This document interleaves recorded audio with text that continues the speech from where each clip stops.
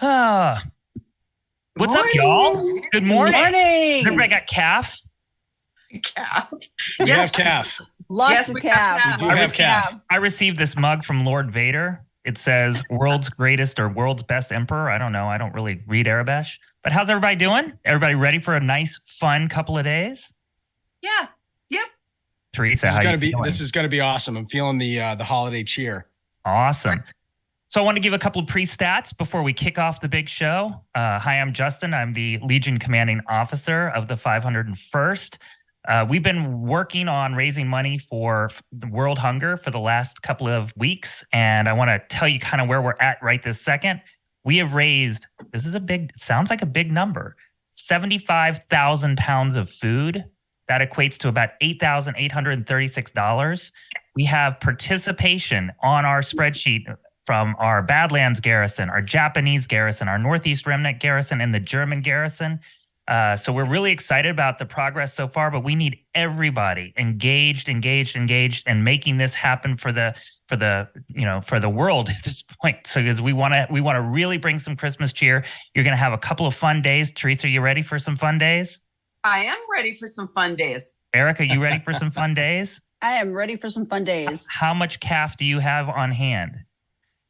Well, a pot and this, and I've got 3 or 4 bags just waiting to grind. Mike Forrester, how are you feeling? Our special guest here. When have we never not had fun in regards to the 501st Legion? Right? So we're just doing what we do. All right. Well, we're going to drop off. The show is about to begin. Thank you, everyone, and we will see you on the screen.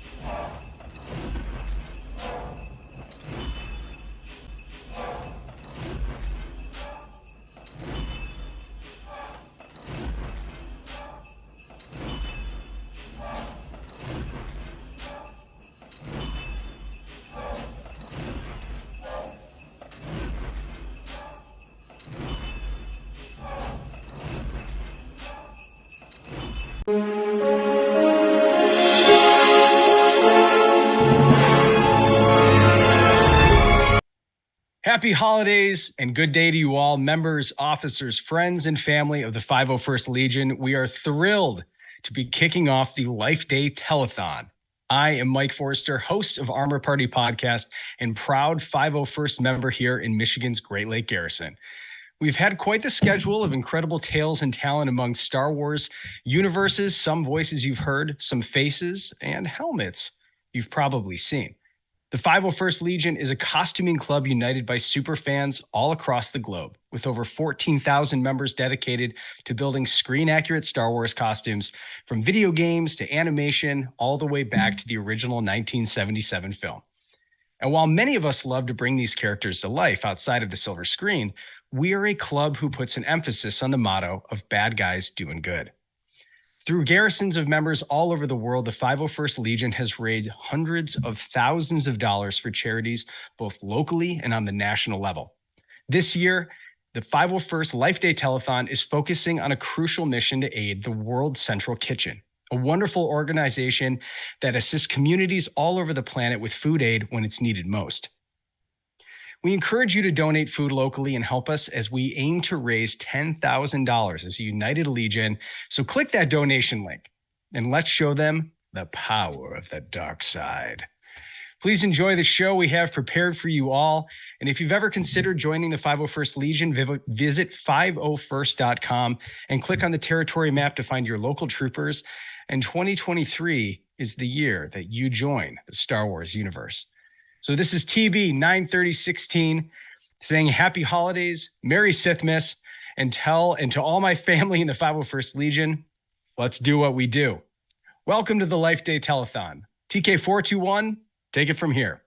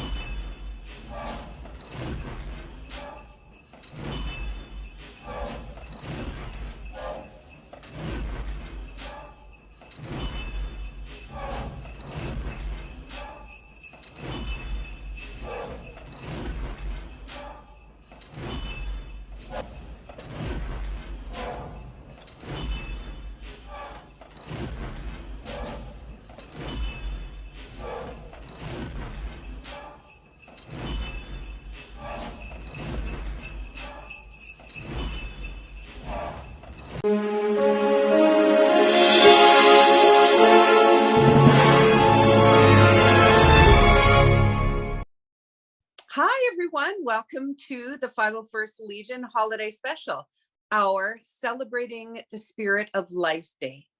Through the months of November and December, this year, we are addressing one of the greatest challenges across our galaxy, and that is world hunger.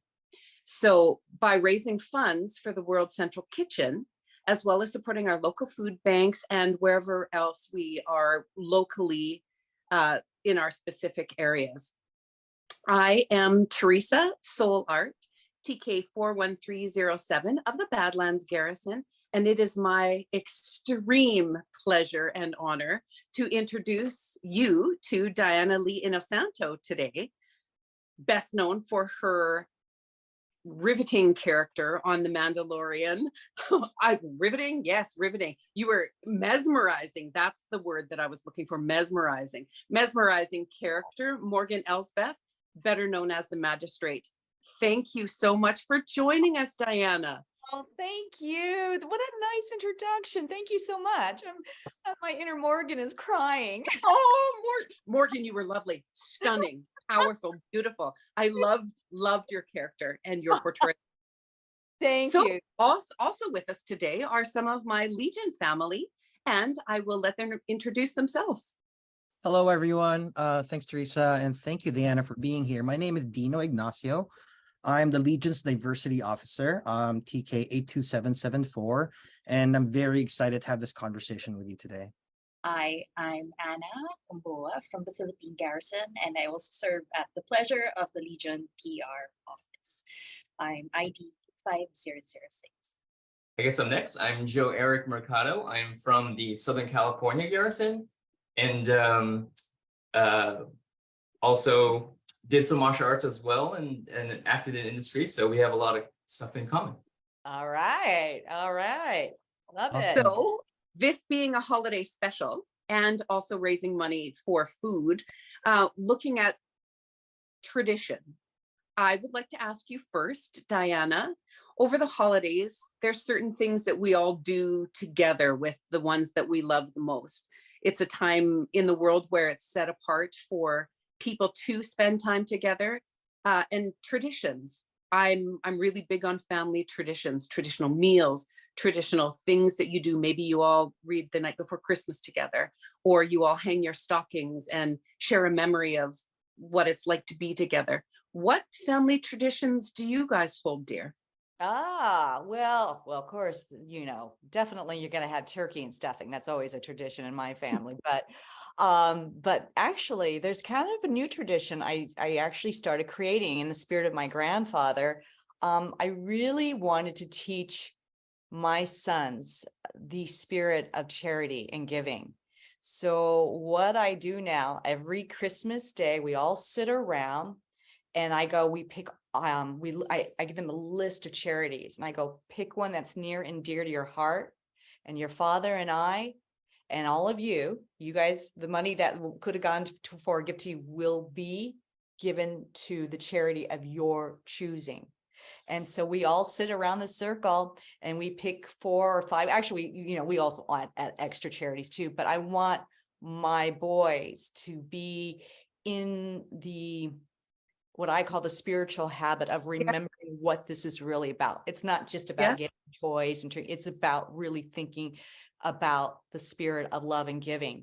And I love it. It really is just a moment, because I love it when I look at my one son and then he's thinking hard and he goes, okay, this is a charity I want to give to because A, B, and C. And then my other son says, you know what, I want to give to this charity. And so we do a mixture of charities from, giving, some of them is Feeding America, my autism, Special Olympics, animals, vets, and I just feel it's the best way for me to really reinforce the ideal. It's not about getting gifts and, getting material things. It really is about thinking about all the people out there that might need, our assistance, our love. And that is probably the most important tradition that we have really started in this family. That's beautiful. That's a fantastic tradition. Given the fact that, let's say we would call this panel come for the costuming as 501st Legion, but stay for the mission and looking at the mission of being charity and giving and supporting, and then teaching our children, this is why we do what we do, and then leading by example.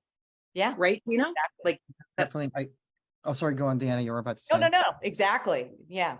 No, I love that this is something you're enforcing with the children, and I'm hoping it's something that carries on forward with them.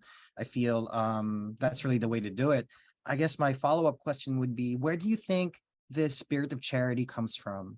You mentioned your grandfather briefly, and where do you feel this it's got to be somewhere in your own traditions before all this, even though this is a new one.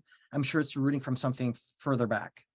Yeah, that's very insightful. Yes, it really does start with actually both my grandfather, Sebastian Inosanto, and my grandmother, who was Mary Arca Inosanto. When my family first came to America, it was around pre the Great Depression.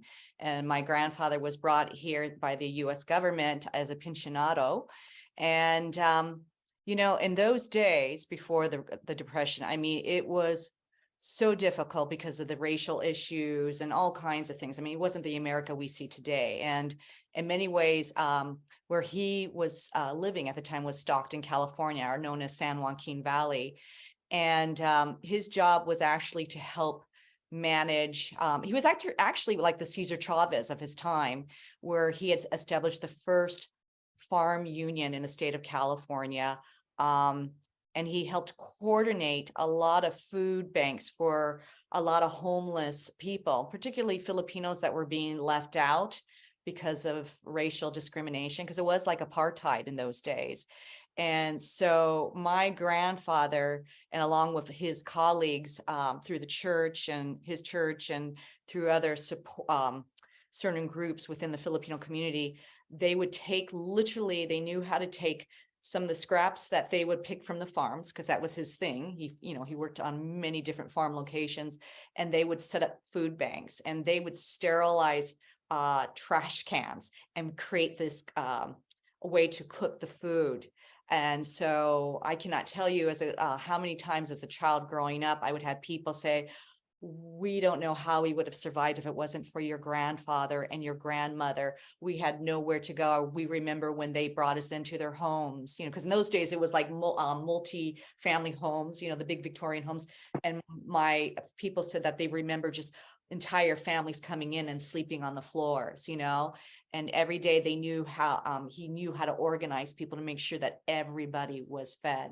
So yes, this is truly where I get the spirit from when it comes to remembering those that are in need, those that we need to lock arms with. My grandfather was just an amazing leader of his time, and he really was in his own way also like a civil rights leader of his time, even though the word civil rights, the term civil rights didn't exist back then, but the only way you could do that was through the farming community. because there were so many injustices back at that time, and you had to tread very carefully in those days. And he had to really learn to be a diplomat, to be able to go to a table, a negotiating table, and say, listen, you have to look at the needs of my men who are working these farms, and they're poor, they're in little huts with dirt floors, you know, and it was a long process to kind of create a dialogue and create these diplomatic chains to help better the community. And so even today, if you go to the museum in Stockton, California, you will see pictures of my grandparents up there. And as long, you might even catch a picture of my dad as a little boy, and my aunt, his sister, Aunt Lilia. But I mean, it was truly quite an extraordinary journey, and an extraordinary life that he created, and he helped influence so many lives, and many of those young lives were children, and they went on to be doctors, nurses, teachers as they grew up. Yeah. And he would, by the way, pay for their education too. Wow. Yeah. And I'm assuming your boys know about these stories, and they all the time. Although they go, okay, Mom, we've heard this for the 20th time. But I'm like, I just want you to understand this, you know. How old are your kids, if I may ask? Well, okay, so now they are now grown up. So my youngest is 19 and my oldest is 32. Wow. Yeah. Wow. Yeah. That's about the same age gap between my two sons as well. Oh, really? Yeah. Isn't that funny when you have that age gap? You're like, yeah. So do they still come home for Christmas or holiday dinner? Are they both still around? Well, my 19-year-old, because of the pandemic, we all stayed together. We hunkered down. Yeah. And my oldest has, I don't know, most of you know out there, but I have a son also with autism. So my oldest, you know, he has stayed with us during the pandemic, but yeah, so that we're still here under one roof, and we're now kind of making steps now that the pandemic seems to be, I don't want to say waning, but we seem to be able to manage it more. So yeah, we're going to be, you know, turning one of our homes into a living skills home, and it will house people with special needs. That's awesome. Do you have a traditional large Filipino family? Yes. Yes. We all know that very well. Yeah. And then the other side is Irish. So it made for great, like, interesting, you know, Christmas times, you know, to have this Filipino Irish family gathering. So yes, island people from both the Atlantic and the Pacific, you know. One big family. Yeah. And I love doing the big family reunions. Yeah. So for sure. Yeah, it definitely gets really festive. Yeah, it does. Yeah. And the food dangerous, man. That really work out. Okay. So what are must-have foods that go on your table? Okay. What are must-have? For me, I'm sorry, I am a traditionalist when it comes to the turkey. I gotta have my stuffing. I gotta have my sweet potatoes with marshmallows on them. And then I love my green bean casserole with, you know, the fried onions and toasted on top, you know, and yeah, and a little bit of almonds, and yeah, those are my traditions. How about you? Oh, cottage cheese rolls, actually. It's like a dry cottage wrapped in a pancake. So not the Ukrainian naleshniki version, but it's like a meatier. So it's salt and pepper herbed, and then you've got the dry cottage cheese with green garlic, and then you pour cream all over it and bake it. Oh my gosh, that sounds so dangerously good. Darn good. So good. Oh, Slathered in gravy. Yeah. Oh my gosh. Wow, when is lunchtime? Having lived in the Bay Area and Seattle for most of my life now, I miss the Christmases in the Philippines, though, I'll say. Like, and you know, maybe Joe, Eric, and Anna can comment on like the smorgasbord that comes out. Like, there's definitely lechon, there's queso de bola, there's like pancit, right? All the stuff. Right. That is true. So when I go like on a Christmas Eve, that's where you get the rollout of all the classic Filipino dishes. Oh my gosh, yeah, for sure. So Awesome. And of course, for Christmas, you can't miss out on bibingka, puto bumbong, everything with ube in it somehow gravitates towards me. And and well, the next few days for me during Christmas is a a haze of purple as I eat everything that has ube That's in it. purple. Yeah, right. Yes, that's my thing. So it's pretty enjoyable. So I've also had relatives from Hong Kong who also comment that Filipino ham is so much better than, sorry, Chinese ham, because A competition of the two, huh? we got the best from Europe and China. So you've got, Chinese ham traditions. So and European ham. So you've got the sweet, the savory, Yeah. put them all in that perfect True. Christmas ham. Yeah. Yeah. It's so And fun. So I take it you're also of Chinese ancestry too, as well, right? yes. On my So dad's side, on my grandmother's side, Filipino Chinese. So yeah, I remember. Yeah, they would throw in like the fried rice, more of the typical Chinese and dim sum and the sesame balls and yeah, sure. exactly. So, when you come to the feast or a family gathering, Filipinos will say, kumain na kayo, come and eat. Or Yeah. if you're Cantonese, you will say, lai sek la. Or if you're Hokkien, you say, lai jia la. So Yeah. everybody, opens up the table or makes room at the table for someone to join in. So I love it that everyone here has some sort of tradition where you make an extra seat, place at the table. So that's so wonderful and lovely. And I see how this also opens it up for and informs the charitable causes that everyone supports, especially that I think, Diana, you do have a particular project in yeah. relation to recipes or Yeah. traditions. Well, so after I did around the time that I did The Mandalorian, I had a woman by the name of, her name is Kimberly Bochard. I hope I'm saying that in her last name, but she had reached out to me, and for years, she lives in Seattle, but for years, she, I guess, has always worked with Disney. In fact, she has a podcast called Positively Disney, and she came up with this wonderful project where she did a bunch of cookbooks, and each cookbook was represented a different, I guess you could say, arm of the Disney entertainment. So one were like more your traditional Disney movies, like maybe you would get the people from Frozen or whatever, and then Marvel. And then she had one book for all the people that have been involved with Star Wars, right? And so it was awesome because we all, and she's added to the cookbook too. So like, for instance, they have like Carrie Fisher, when she was alive, her famous guacamole dip. It's really good. And then her tacos. And then, I decided, well, why not? I'm going to go ahead and add my grandpa's Sebastian's Filipino adobo chicken recipe. And anyway, but the beautiful thing about this, and there's a Marvel version of this, and there's different books of each, cast members and crew members that have worked, under the Disney umbrella. But what I love is 50% of proceeds go to the charity of Feeding America, to help American families in our own backyards. And so and this book has been out for a while, but it's wonderful because during the pandemic when this was released, I don't know if it really got the full rollout, the carpet rollout of making people aware. So, but it's there, and it still goes to the proceeds out there. So, check it out. The Positively Disney Cookbook. So you guys can see that. So I'll definitely look for it online. Yeah. I think it's a great project.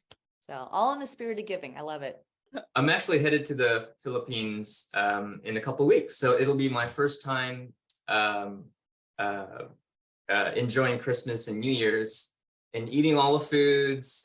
And getting a lot of tradition in I don't know, like 40 years.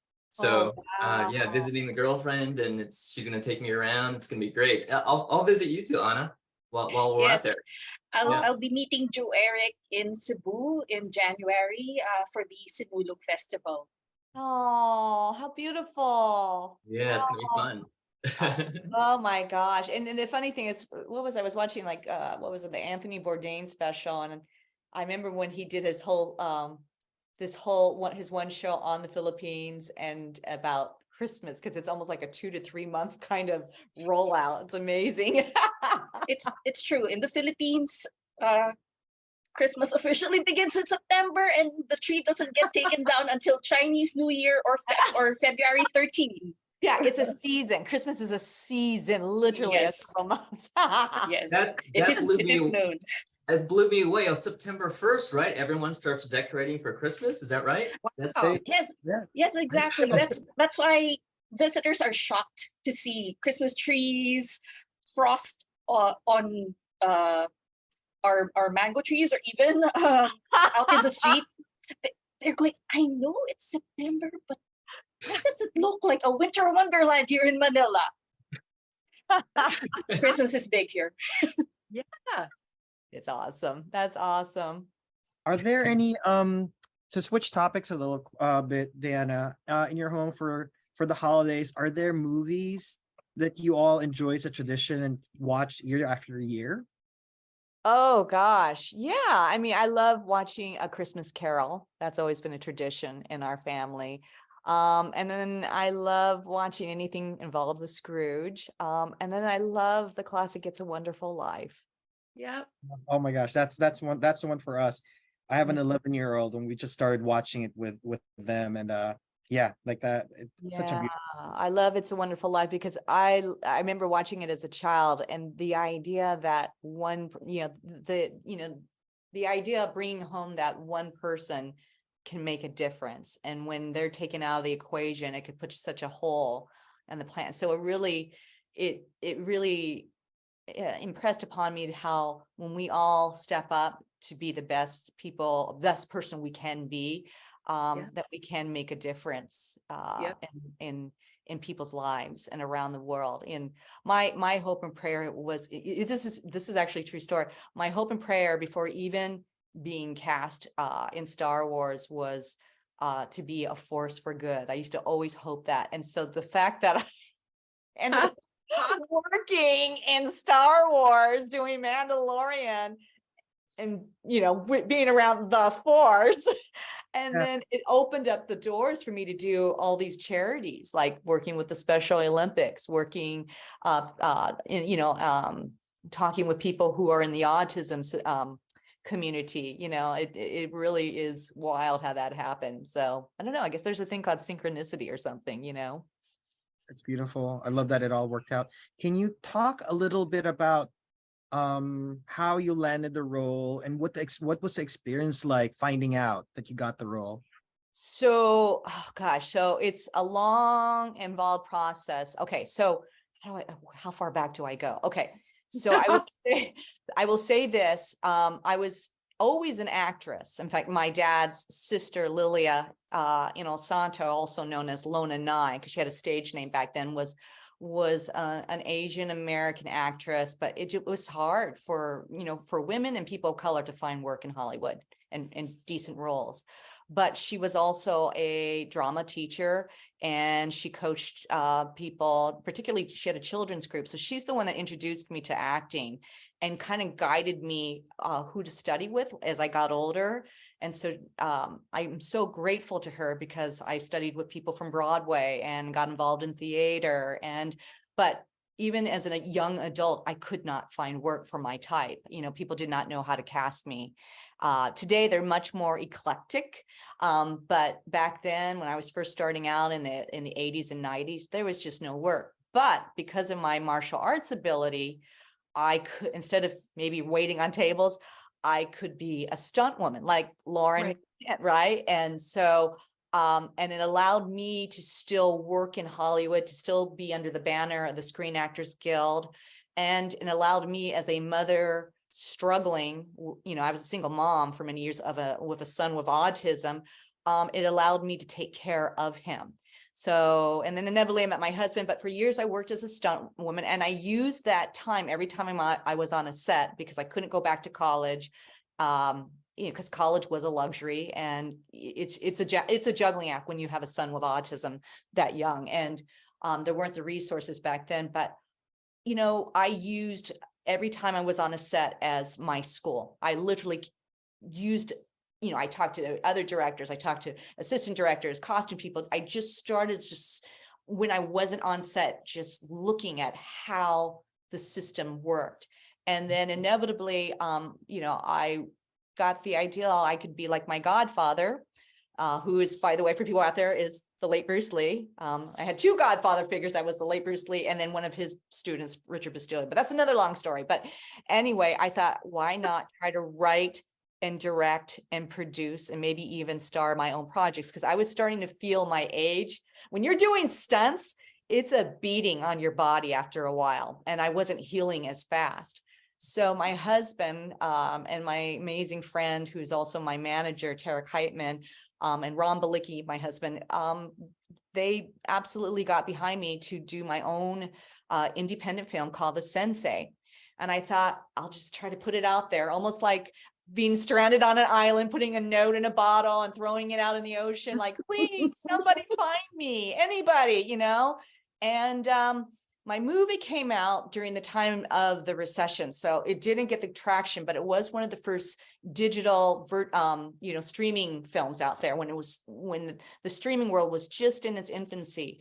So flash forward 10 years later, there's these two creative types named Jon Favreau and Dave Filoni, and they're all talking about, you know what? You know, we need this, we have this character, and John, I guess, put in Dave's ear, like, we really should try to find an actress who's older, but more important, a martial artist. We need a martial artist.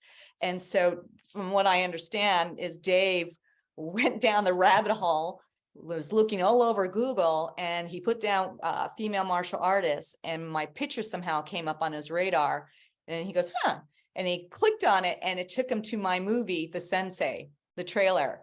So I was like, thought somebody found the bottle, you know? And he goes, I'm wondering if this is this our girl? And so they got a hold of Sarah Finn's office, and they found my manager, who really was more my friend and struggling to just try to find me something. I was about ready to just throw in the towel. I was getting ready to maybe go back to school.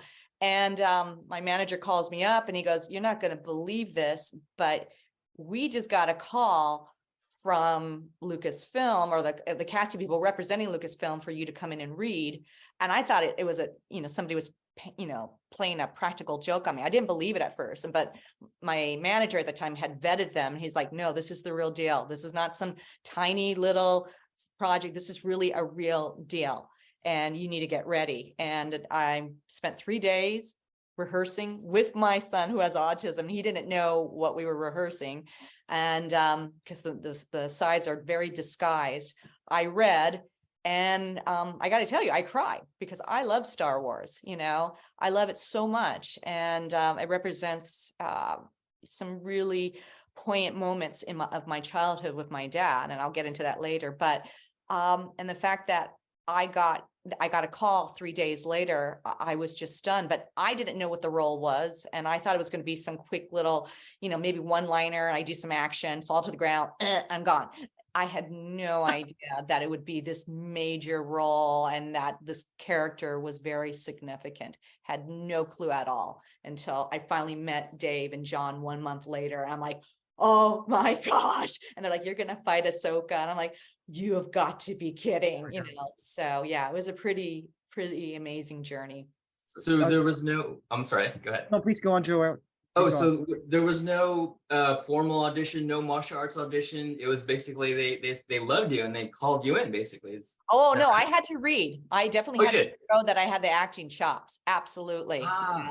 Because I would rehearse my lines with my son, my audition sides. And I just thought, I don't know, the chances of me ever getting cast for this are probably very slim, but I'm going to give it my all. My aunt trained me, all my acting coaches trained me. I'm going to just, really channel everything I've learned. I'm going to give it my all. And then it was an amazing audition. I was probably in there maybe 10 to 20 minutes.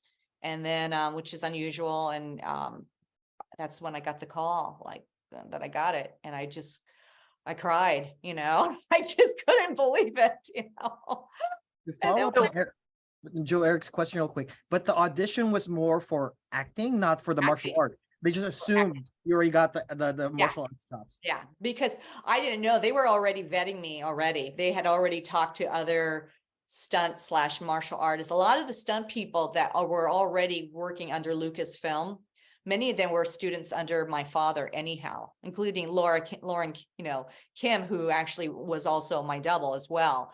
So they were asking people about my ability, this and that. And, I had been already on the side. If I wasn't doing stunt work, I was teaching worldwide martial arts with my husband, just like my father. And I would do seminars in Europe and Canada and Mexico and all over the United States. So, I mean, it's pretty apparent that I do martial arts. It was, can she truly handle dialogue? Can she handle a role? And they didn't know. I think most people don't know that I came from a theater background. So, yeah. Totally surreal. Yeah. Yeah. And exciting. Wow. Yeah. And at my age too. Yeah. And then it's what's crazy is that the role was also originally a male. That's the other thing that's crazy. It was originally supposed to be a male, not a female. Even more. I'm glad that they made that switch. I think the fact that she was indeed a strong female character, and to your to what you just said, not a younger one, like really just creates a deeper mythos, right? Now you know that this person's been somewhere, probably have a deep backstory. I'm hoping that there's more of her coming up, and I'm sure you can't talk about that. But what an amazing story. I can't talk about anything. There's such NDAs. We're not gonna drill you on that. In case the NDAs, if anything does happen. But I'm sure you guys will be the first to know if something happens for this character. I will say what was a pleasant surprise is I always knew Morgan to be just known as the magistrate. I didn't know she had a name until the night it aired. So when it aired and I could hear Rosario saying, yeah, Morgan Elspeth, she, was responsible for, tearing apart the galaxy pretty much. I'm like, what? Wait a minute, did I have a character name? I had no idea. Everybody's making a big deal about Baby Yoda being Grogu. I'm like, wait a minute, I got a name. My character's got a name, so pretty crazy.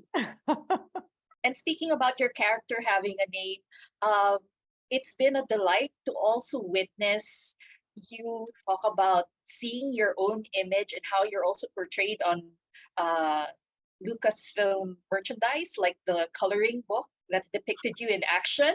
Yeah. With the Beskar spear. Yeah.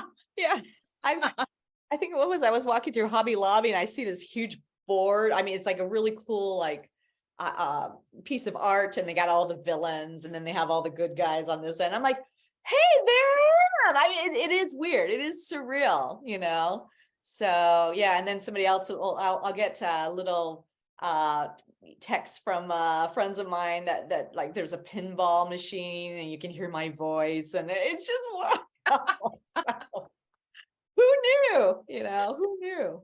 What was cool with me is when I was watching the episode and then you appeared and I go, I know exactly who she is. Oh my God. Oh, and I was jumping and I was telling my friends and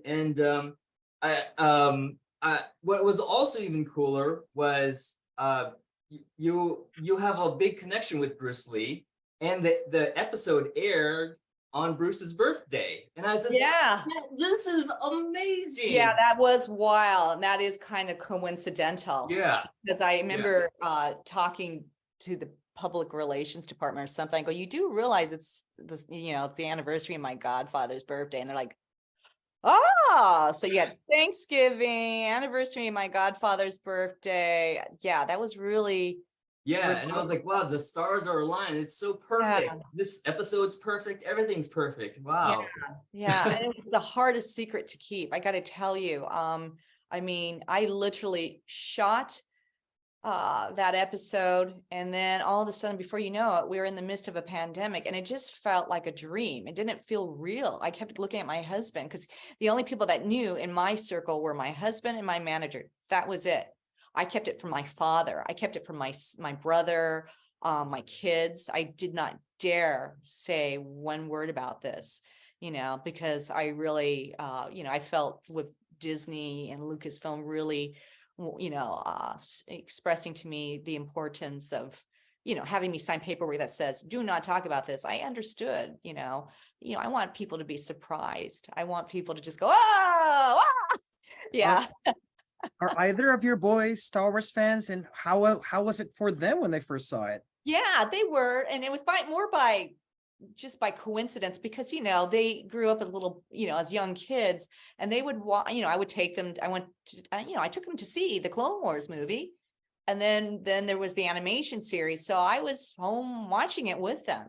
So I was very familiar with Dave and his work and the Clone Wars and Rebels, and et cetera, et cetera. I mean, so that's why when he mentioned Ahsoka, I'm like, whoa, I know what a treasured character that Ahsoka is to millions and millions of people, So my gosh, Anakin Skywalker's Padawan, and my gosh, so that's why I was like, what an honor to have this opportunity. Low key, we won't tell anyone, but where is Grand Admiral Thrawn? I don't know. You're gonna have to ask Mr. Filoni about that, or maybe Mr. John Favreau, maybe Kathleen Kennedy. I don't know. I'm wondering the same thing right now.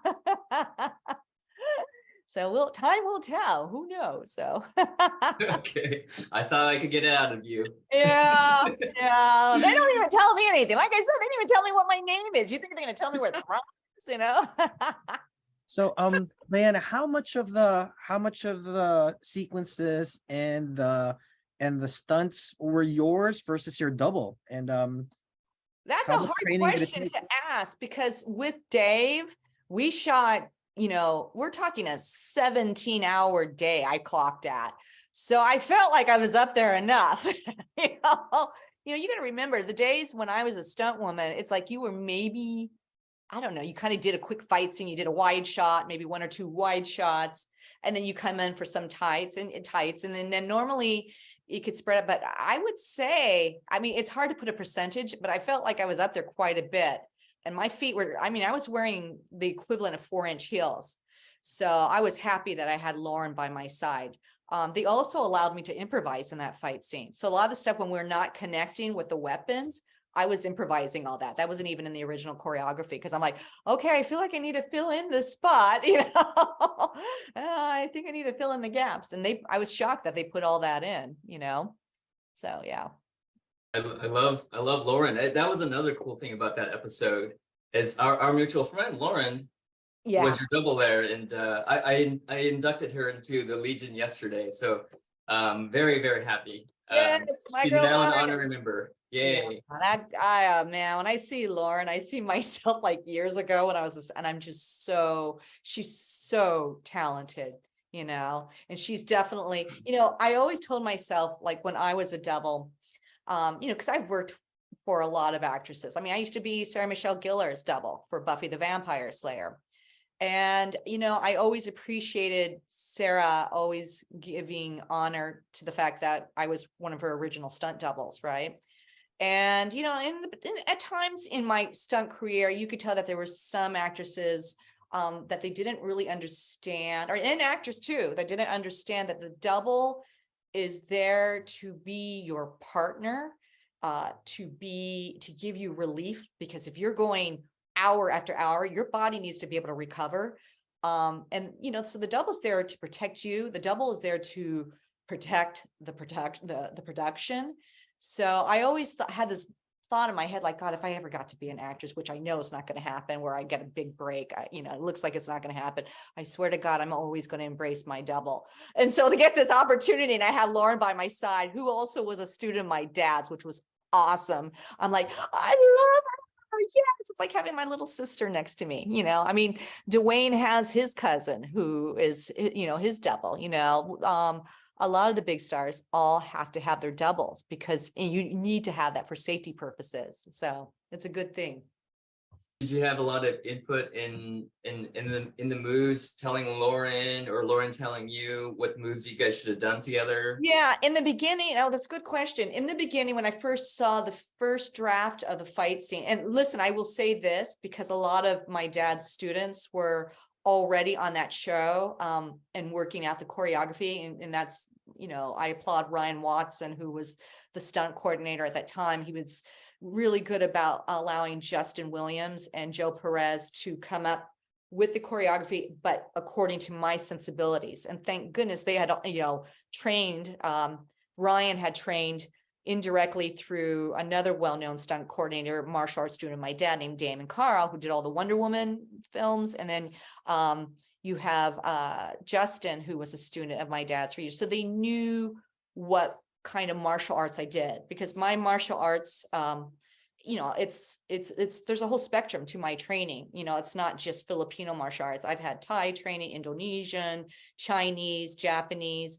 So they knew really how to personalize it to my sensibility. The beginning of the fight scene, I felt was a little too flashy. I felt like it needed to be more methodical, because when you have two female warriors, they're going to that, and maybe that have never crossed, you know, paths before, you're going to want to test the waters to make sure that you know what you do. You don't want to necessarily go full charge and not know not get a sense of what that person is capable of.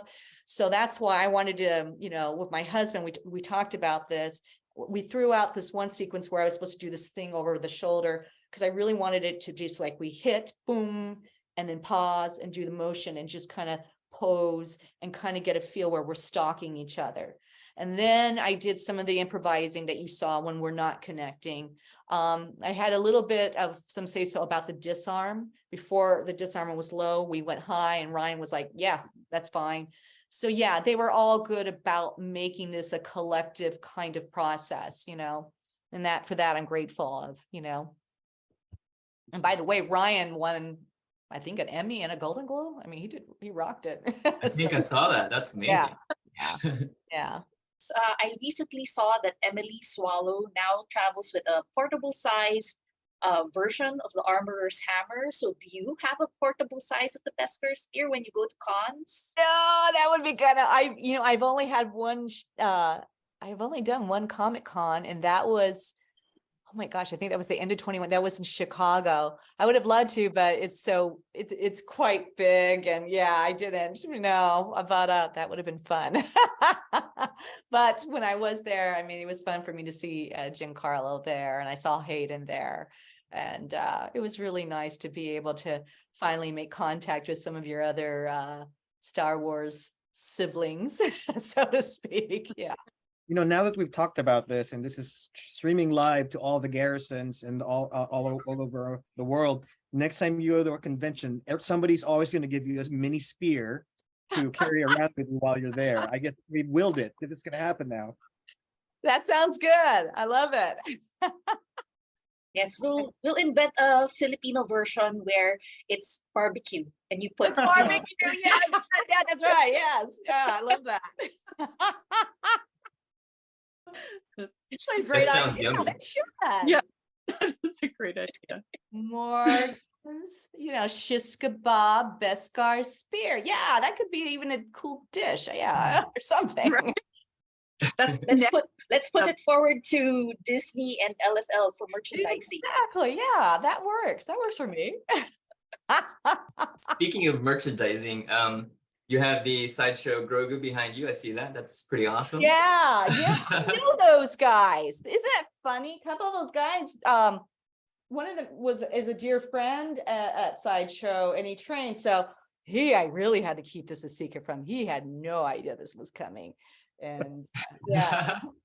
So yeah. I hope there's going to be your character. That's going to be a sideshow version of that. That would be awesome. But yeah, that remains to be seen. I don't know. I just soldier along. You know, so we'll see, you know. Wow. I assume you bought all of your character I've had posters and toys. Yeah, I've had people give me things. I you know, they're all kind of starting to get packed up because I'm getting ready to potentially move somewhere, but after my foot heals. But yeah, it's Yeah, it's kind of fun. I think in many ways for me, what was my saving grace really was the fans from the five, I've had so many 501st people come up to me. I love it. But I mean, when you work on something of this magnitude, and then all of a sudden it's lights out for the world because you have to all of a sudden, hunker down in your home. I got to tell you, it's a mental trip because you're like, did that really happen? So for me, when the night that the Jedi episode, was, telecasted, it was so amazing for me to see people's response. The podcast, I watch all those. My husband's like, watch all their reactions. I love watching all of them because their joy, their fascination, their love of Star Wars, I mean, it's infectious, and it just was like a connection to humanity and being able to just celebrate the work that we did. Because Rosario and I worked so hard, I mean, she really worked her butt off on that whole sequence, and it just touched my heart to just see the love of Star Wars fans. Yeah, I was speaking to Lauren yesterday. We were talking about Lauren earlier, and she when I saw her on TV for the first time, I said, "Oh my God, I can't believe you're on TV!" And then I said, when you were on before you did this, did you know that this was going to be a thing? Because now people are always talking to her and giving her like lightsabers, and then did you know any of this existed prior to getting? You mean the Comic Cons or just Yeah, fair in general? Yeah. I had heard rumor because listen, I know Christopher Sean, and he did the animation, not Rebels, but oh gosh, what's the other one that came after? What point? Huh? Resistance, Star Wars Resistance. Yes. So he was the first to kind of give me an indication of how much like the Star Wars celebrations were just growing in magnitude. And then of course my manager it's funny, my manager and I had traditions of giving each other Star Wars gifts all the time, but he was the one that mentioned it to me. I'm like, how come I've never gone? I've always gone to the Comic Cons like in San Diego, but I had no clue. And so it is amazing. It's almost like a rock concert, and it's amazing like how those these archetypes just really scream to millions of people around the world universally. I mean, it truly is just a miracle that this has evolved the way it did over these past few decades. I mean, since the 1970s when I was a little girl. I remember being in a theater, and you had multiple generations in a theater when I was a little girl in Aspen, Colorado, when my dad was doing this international martial arts camp. And it was amazing when everybody first saw Star Wars. Nobody on the planet had ever seen this kind of special effects with the music, and it's just done so poetically and yet with such heart.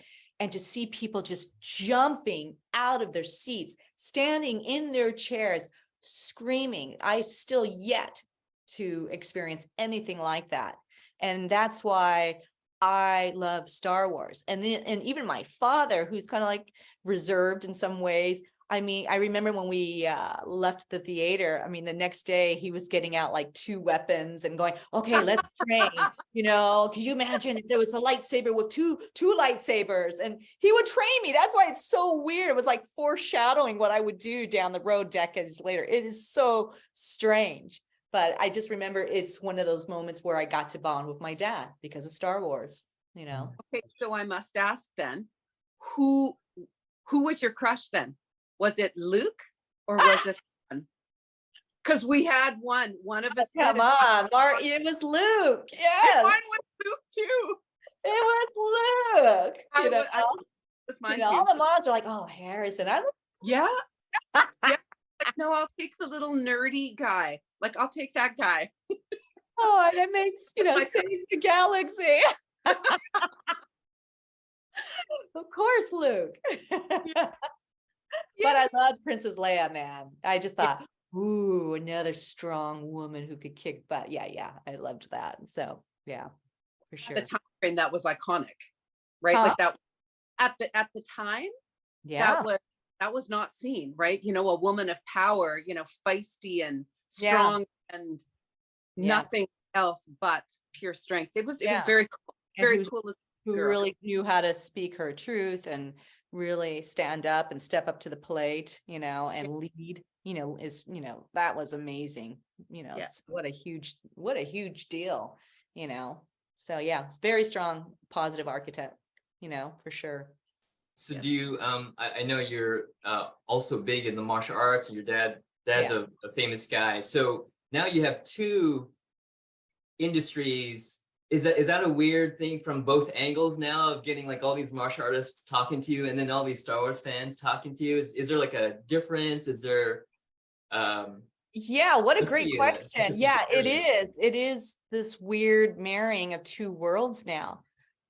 I didn't see it coming, you know, because usually it's my father that gets all the attention, or my godfather. All of a sudden, like when this aired, all of a sudden, it was wild to just see the martial arts community just reaching out. I mean, my phone was going off the hook because, again, I had to keep this a secret. Yeah. And it was wild, you know. It was truly almost overwhelming in a way. And it's so funny how my father discovered, because you know, the actor Viggo Mortensen, right, who was, you know, Lord of the Rings. His son was training with my dad, and he ends up texting or calling or seeing my dad somehow. I'm not sure quite how, but he's like, "Congratulations!" And my dad's like, "About what?" And he goes, "Your daughter." He's like, "Excuse me?" And my dad, that's how my dad found out, was through Vigo's kid. So he didn't even know. And he's like, "What is everybody talking about?" You know, and you know, my dad's like in his 80s, so he doesn't understand the world of streaming. So finally, you know, when he came over, I had to show him, you know, the episode. He's like, "Oh my gosh," you know, he just had, you know, he just didn't know, you know. So pretty amazing. What an amazing full circle to think Yeah. that you saw Star Wars with him, and you know he sort of like Yeah, prepped brought me. up like, what if you had two lightsabers and all Yeah, that? and I could pick it up. He taught me how to pick up double weapons, so I was ready for this role. Easy, you know, pretty easy. So talking a little bit more about martial arts and your father and training, how much of that was you wanting it, and how much was it him, I wouldn't say forcing our children to do stuff, but you know, like I have an 11-year-old, right? And Yeah. when we start off learning hobbies together, whether it's building robots or cosplay, in the beginning, I'll be honest, it's my desire to make my kid be a mirror of me. But eventually, I think you see that they start growing into a direction, and sometimes closer, sometimes further. You Yeah. clearly stayed parallel with your father. How did that happen? Well, actually, I was a rebel at times, like Ahsoka.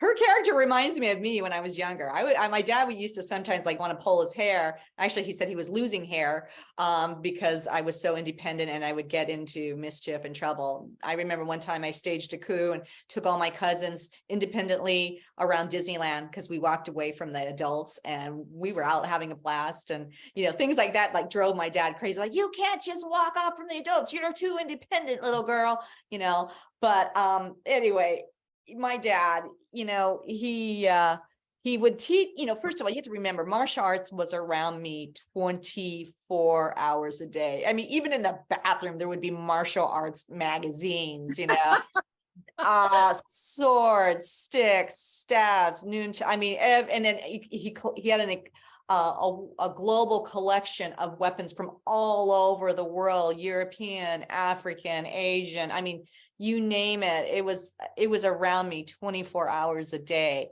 And so even though, you know, and he would say, you know, I want you to know your heritage. I want you to know your culture. And the beautiful thing is I would witness my dad in real time also express curiosity about different arts and systems. So, which was also another way of saying, I want you to have curiosity and keep an open mind about knowing other cultures. Because a lot of cultures, sometimes their fingerprint is in the martial art itself. But then there was a time I got rebellious. I'm like, this is getting boring. I did. I thought martial arts is boring, and I rebelled. And I was like, I maybe want to do dancing because my mom was a dancer. And so I studied dancing. I was a cheerleader, which depressed my dad even more. But on my own, I came back to it more as a young adult, and particularly around the time when I was a young mom with a son with autism. And I just, I really felt a calling to come back to it. And it was the best thing that could have happened. I ended up, meeting my husband, who was one of my Ron Balicki, who was one of my father's top students from Chicago. And we fell in love, and we're going to be celebrating our 27-year anniversary. And, I'm just grateful, that it's just, weirdly enough, forged a path for me that I never would have expected, especially for someone my age right now, so yeah, I'm a late bloomer, but I gotta say the martial arts came through for me. So looking at the circling back from when you were a child to now, same thing with your grandfather, all the charity work that he had done, which led you to become who you are. You're giving, caring. This is important. These are the things that were instilled in me that I want to instill in my own children, which of course brings us to being here on our panel, looking at what we're doing, World Hunger, World Central Kitchen. Click the links, guys, anywhere around that you might see. Yes. This is, when we're looking at the spirit of giving and the time frame that we seem to do more of it, we become more sensitive or more emotional or more sentimental, and knowing full well there's so many people in the world that don't have enough food to eat, that will not have a Christmas. That's, looking at, that's what we're here for. It's such an honor to have you on our panel to talk about that and what you're passionate about. Oh, thank you. And I love what you guys do. I mean, seriously, what the 501st does, and oh my gosh, just reaching out and making bringing joy, and just what you guys do. This is just amazing. I just love it. It's such an honor to be a part of this panel, and I'm in awe of you guys, really, seriously. It's just truly amazing that you guys on your own time volunteer and do this. So, I mean, we need more of this definitely in our world. Diana, do you have any projects you want to plug or talk about? And we want to give you an opportunity to well, it doesn't have to be The Mandalorian if you can't talk about that, but well, okay, I will say that, I'm definitely looking at projects for me to direct, because I'm an actor and a director, almost like a Taika Waititi. I'm just so there I'm coming back to directing as well as acting, and that I unfortunately cannot say what I'm involved with right now, because I have some really strong NDAs out there. They're super NDAs. But you guys will probably know at some point. So, and I look forward to see potentially what your reactions will be. But there are some action. There is an action film that I'm looking at right now. Actually, two action films I'm looking at right now to direct, and maybe I might be in there. I don't know yet. So, so it's interesting. I'm glad that I'm, wearing these two hats, in a way. I mean, Jon Favreau did it. Why not? So, right. Well, so, we look forward to that. Yeah, me too. Yeah. Me too. And thank you so much for joining us. It was a treat, and it's wonderful to have you with us. And thank you so much, guys. Thank you. What an honor. Merry Christmas. Merry Christmas. Happy holidays. Don't forget to donate. Click the link below, everyone. Yeah. Links wherever they may be. Yes. All right, everybody. Everybody, you take care. Happy holidays.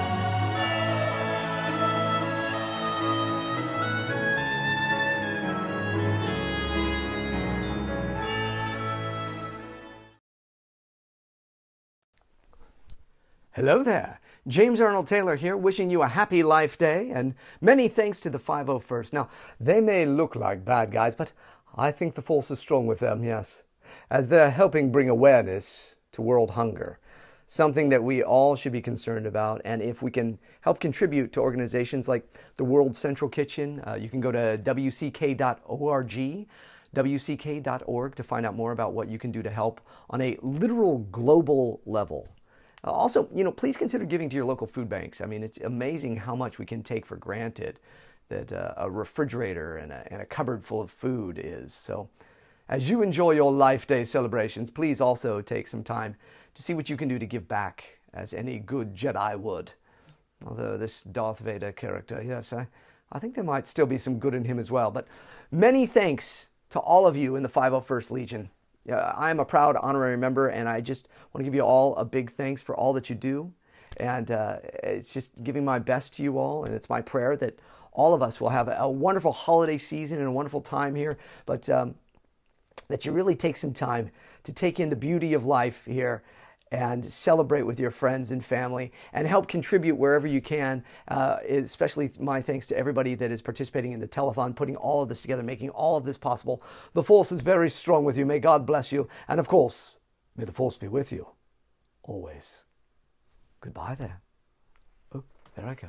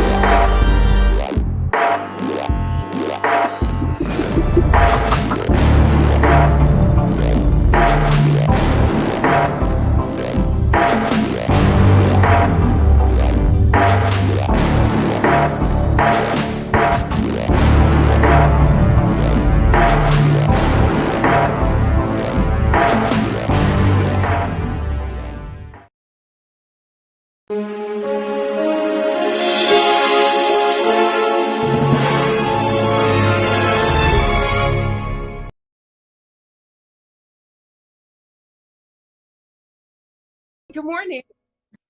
Today, we're going to be celebrating the Spirit of Life Day throughout the month of November and December.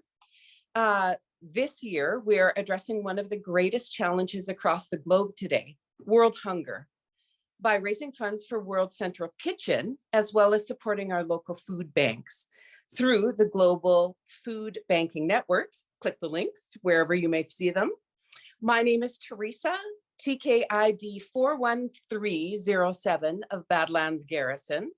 I'm here in Canada, and I am honored to welcome you all to Sharing the Holidays with Julian Glover. Hello. Hi. It started to be holidays, has it? Well, yeah, it has been. Well, we're gearing up for it, so it seems. So as you all may know that are tuning in, this here is General Maximilian Veers from The Empire Strikes Back. Yay! Hi. Good morning, good afternoon, whatever it is with you. Good morning, sir. Also joining us today are my fellow Legion members, and I will let them introduce themselves. Well, I'm Christopher Brown, TA1114-2, also here at Badlands Garrison, Edmonton, Alberta, Canada. My name is Sean Funk. I'm ID 11872, also of the Badlands Garrison in Edmonton, Alberta, Canada. Hello, I'm BJ Savage, TK5955, the Florida Garrison. Hi, I'm Chris Cobus. I'm TB33633, and I'm from the UK Garrison. Well, good morning. Thank you for agreeing to join us. We are super excited, regardless how early we are up today. We're thrilled to be with you, Mr. Glover. Thank you. So we'll talk a little bit about going into the holidays, as we had mentioned before. Seeing as Christmas is nearing, lots of us, we take a look at the things that we do in the past, what we do traditionally, and we are wondering if you would be able to share with us how you and your loved ones spend the holidays and the traditions that you guys might hold. Yeah, pretty dull, I'm afraid, but far away with your questions. We're very ordinary people here, back in London, England. But we do have a Christmas, and it's a jolly good Christmas. So fire away with your questions. All right. Well, so some of us, we kind of looked over some questions that we thought we might want to ask you ourselves. Chris, would you like to go? Sure. It's my understanding that in the UK, you guys have a deeper meaning towards Boxing Day versus those of us here in North America. Do you still uphold some of those older traditions, or is it pretty plain? Boxing Day, excuse me, is the day for getting over it, isn't it? It's the my God, what happened yesterday day. And we get up quite late, except we can't, because of the children, be very late, and we just slop around in our dressing gowns till about midday, and that's the end of Boxing Day, really. And then sit and watch television for the rest of the day. The day after Boxing Day is a day for a real recovery, and then there's that dull period between Christmas and New Year.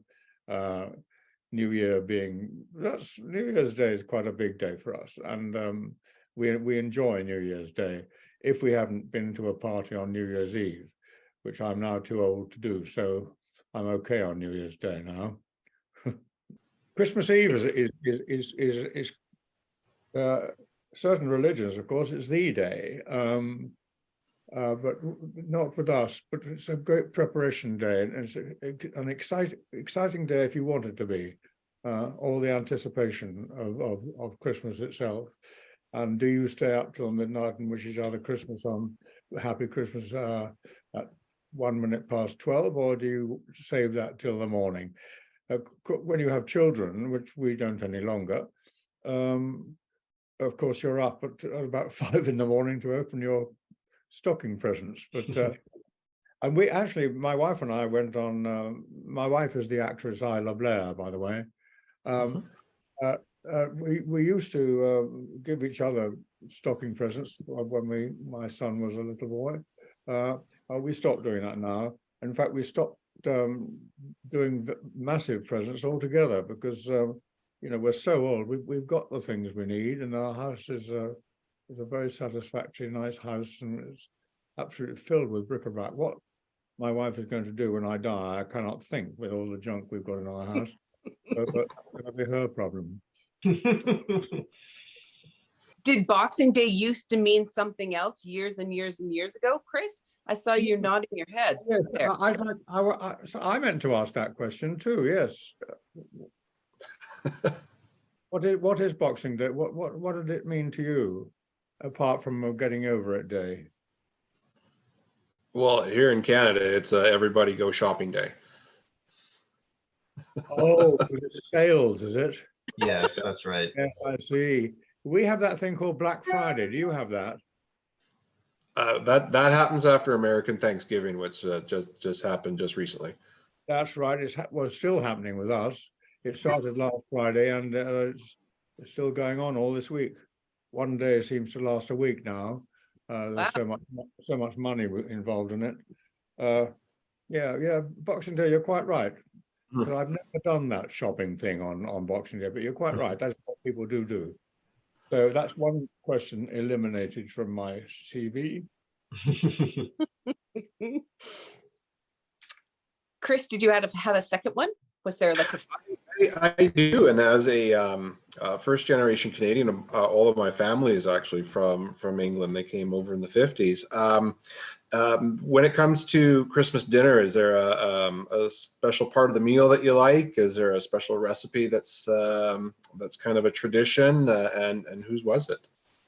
Well, it's as traditional our Christmas as your Thanksgiving is. And you can do what you like with it, of course, but it happens that my son, who lives about half an hour away from us, is a very, very good cook. And so my wife and I, they come over to us for Christmas. That's my son, his wife, and their two gorgeous daughters, our granddaughters. And normally we do all the preparation for Christmas, or the meal, I mean. And then he comes over and he cooks it, which is fantastic for us. So we can drink champagne while he's cooking. And he drinks champagne while he's cooking too. So shared task is drinking champagne. But it's the traditional turkey and stuffing and roast potatoes and what else do we have with it? Yes, can't remember what are those called? Those little tiny little cabbages. Brussels sprouts. Brussels sprouts, yes, Brussels sprouts. That's traditional, and gravy. And then, of course, there's Christmas pudding to have after that. By the time you're absolutely bloated, and so you have to postpone the Christmas cake, which my daughter-in-law cooks. She's a brilliant cake maker. We have to delay that until about 5:30 or 6. We have to watch the royal speech. That is a tradition. Her Majesty has been giving it, of course, for for most of our lifetimes. I happen to have lived through 5 monarchs now. Started off with George V, and then went on with Edward VIII and George VI, and Elizabeth, and now Charles, with whom I have to say, name dropping, we are very friendly. My wife and I are very friendly. Was Prince Charles and is now His Majesty King Charles III. The evening slot. Well, of course, there's presents in the afternoon. That's I remember I was horrible to my little boy once when he was little. We got to after lunch, and I leant back in my chair and said, "Okay, well, what are we going to do now for the rest of the day?" The little voice from the end of the table said, "Presents." Horrible. Yes, we have to do that, of course, and that's a very pleasant couple of hours because kids get far too many presents these days. But that's lovely. Why shouldn't they? Not so much for the adults anymore, because I think we don't really need them. Gestures in my line, just gestures of love and cards, things like that. I can't think of any other traditional thing with it. Yes, we have candles on the cake. Yes, and we all blow those out. We become children at Christmas, don't we? That's about the size of it. And go to bed exhausted at about 11. And that's why Boxing Day is not a shopping day. A trying to get out of bed day. Did your children, when they were younger, did they ever sneak out of bed and like open presents in the night? Well, we only had one child, and he's a very fine actor and director now. No, he never did that. We said to him before, if you do that, Jamie, it'll spoil the whole thing because we won't be there and we won't be able to share it with you. And so he managed, even when he was a little fella. We didn't put them actually in his bedroom. We put them by the fireplace because, of course, so that Father Christmas could get down and not have the whole bore of having to carry them upstairs, the presents upstairs. So we had the presents. Actually, it wasn't a stocking; it was a pillowcase, and they were down there. Big stocking. We were woken by Jamie, of course. He made sure that we were going to get up and open the damn things. It must have been about, I don't know, 7 o'clock in the morning. Yes, darling. What was it? Oh God, it's Christmas morning. Yes, and we'd have a lovely time opening his stocking presents, which were pillowcase presents. And then we got on with the day and waited for it to properly happen. And in the old days, of course, we used to have in-laws over. We don't have any in-laws anymore. But now we have the family, my family, my son, and as I told you, about about 12 o'clock, and then we start celebrations.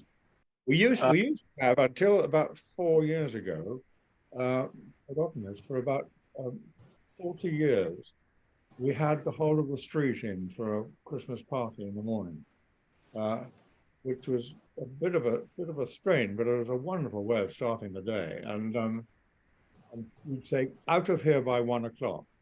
So when the last person left at 3, we then got on with our lunch. We used to do that, but then we decided, no, we're too old for that now. Relax. You deserve a bit of relaxation now. You've reached your ripe old age. I think that's about all I can think about for Christmas Day.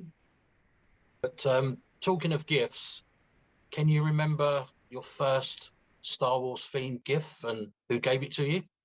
Yes, but not as a present. I mean, I was given one at a convention. I was given the latest model of General Veers, which is a very good one now. It used to be, it was just Attack Commander in the old days before they realized how important I was. And then they gave me a name. I'm now General Veers. I was mentioned. We don't swap things like that. We're not, I have to say, we're enthusiastic Star Wars people in that we're so thrilled that I was in it. But we don't follow Star Wars news and things like you people do. I have to say, I'm going to make a little statement now that I'm tremendously admiring of the work that 501 does. It's completely utterly unself-indulgent, and it thinks outside its remit all the time. You're always doing wonderful charitable things, particularly for children, aren't you? And we really do admire that, and this is why we enjoy giving our time to you and your listeners and your co-fans, because you fulfill a very important charitable whole world now, and so thanks for that. Thank you for that appreciation and acknowledgement, and that's wonderful to hear. Thank you. Quite often over Christmas time, a lot of us will get together with our families and watch Star Wars movies, right? We don't. And so I think what BJ is asking is, do you watch any movies together as a family, like when you're relaxing around, or maybe not Star Wars like we do, but is there a movie that you watch? Yes, there's one which is always on our television on Christmas Eve, which we really try to watch despite all the wrapping of presents and all that stuff that goes on, which is Wonderful Time, Wonderful Life. With Jimmy Stewart. With Jimmy Stewart, one of my favorites. That's such a fantastic film on every level. The acting is at a high standard. The story is so good. There's the good and the bad man. There's such imagination in it, and it gives us great pleasure every single time we watch it. And it's such a funny, good idea, and that wonderful angel coming down trying to make everything all right and Struve. Right. It's a really fine piece of work. So we admire it not just for tradition, but because we admire the film very much, and we're always very grateful when it comes on. We sort of settle our bottoms settle into the sofa rather comfortably when that starts. Yes, that's a great tradition. You know that in Sweden, I don't know why, and nor do they, every Christmas Day, New Year's Day, they show the film of Ivanhoe, which I was in. Richard the Lionheart.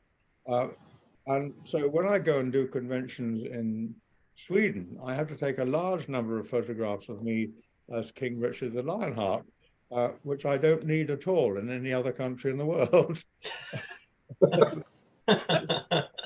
They don't understand the tradition either, but they do it.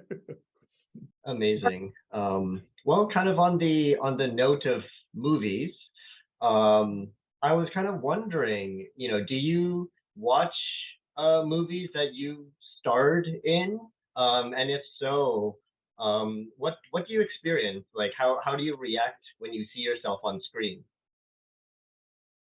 Well, it's not false modesty. I usually watch whatever I've been in when it first comes round, or unless I'm lucky enough, I go to a cruise screening or something like that, which I've just done recently. I'll come to that in a minute. But normally I don't watch stuff I'm in. Not that I'm ashamed of it. It's just, it's sort of, well, I've done that. That's another phase of my life over. Because that's how it is with acting. Well, with all show business, of course. You do the thing and it's gone. That's why we're all famous for having love affairs and things. It's a concentrated time you're together, and then you dissipate. And so that's how I feel about my work, really. But I'm always gratified when people say, "Oh, I saw you on telly last night." A, because I think maybe a fee is coming.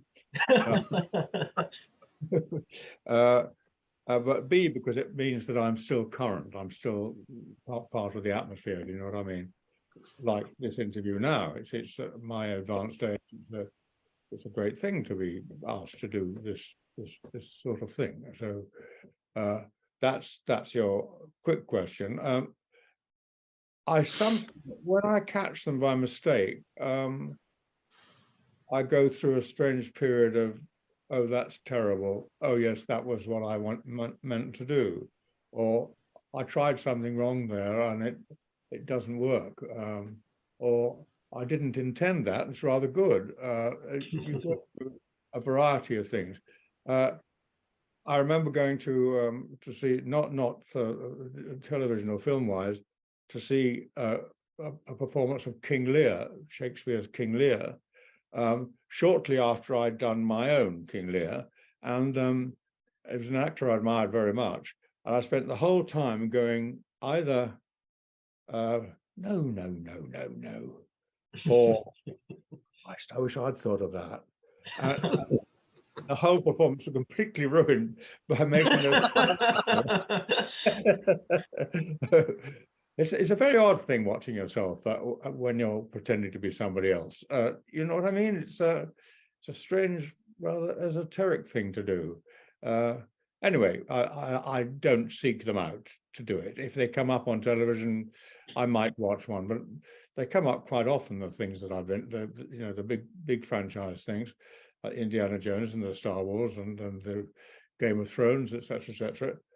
They come up a lot, so I normally don't watch them. Your granddaughter's age, are they movie watching ages? I have a 16-year-old who is 16 going on 35, and she already has a regular boyfriend and is extremely bright, and this is not just a grandfather saying so, extremely bright and extraordinarily beautiful. Her mother is second generation Asian, and she has wonderful skin and wonderful eyes. And the other daughter is completely different. She's blonde and blue-eyed and takes more after my wife's side, which is very Scottish indeed. And we take infinite joy in our grandchildren, and they give us so much, and this is really true. So I can tell you, all you guys who are still young, that great, lovely things await you when you become old, and you don't have to change their nappies. So if they're in their teens, have they watched you in Indiana Jones and Star Wars? Yes, but it's part of the fabric of their lives. It's not exciting for them. Or it might be a new one comes up.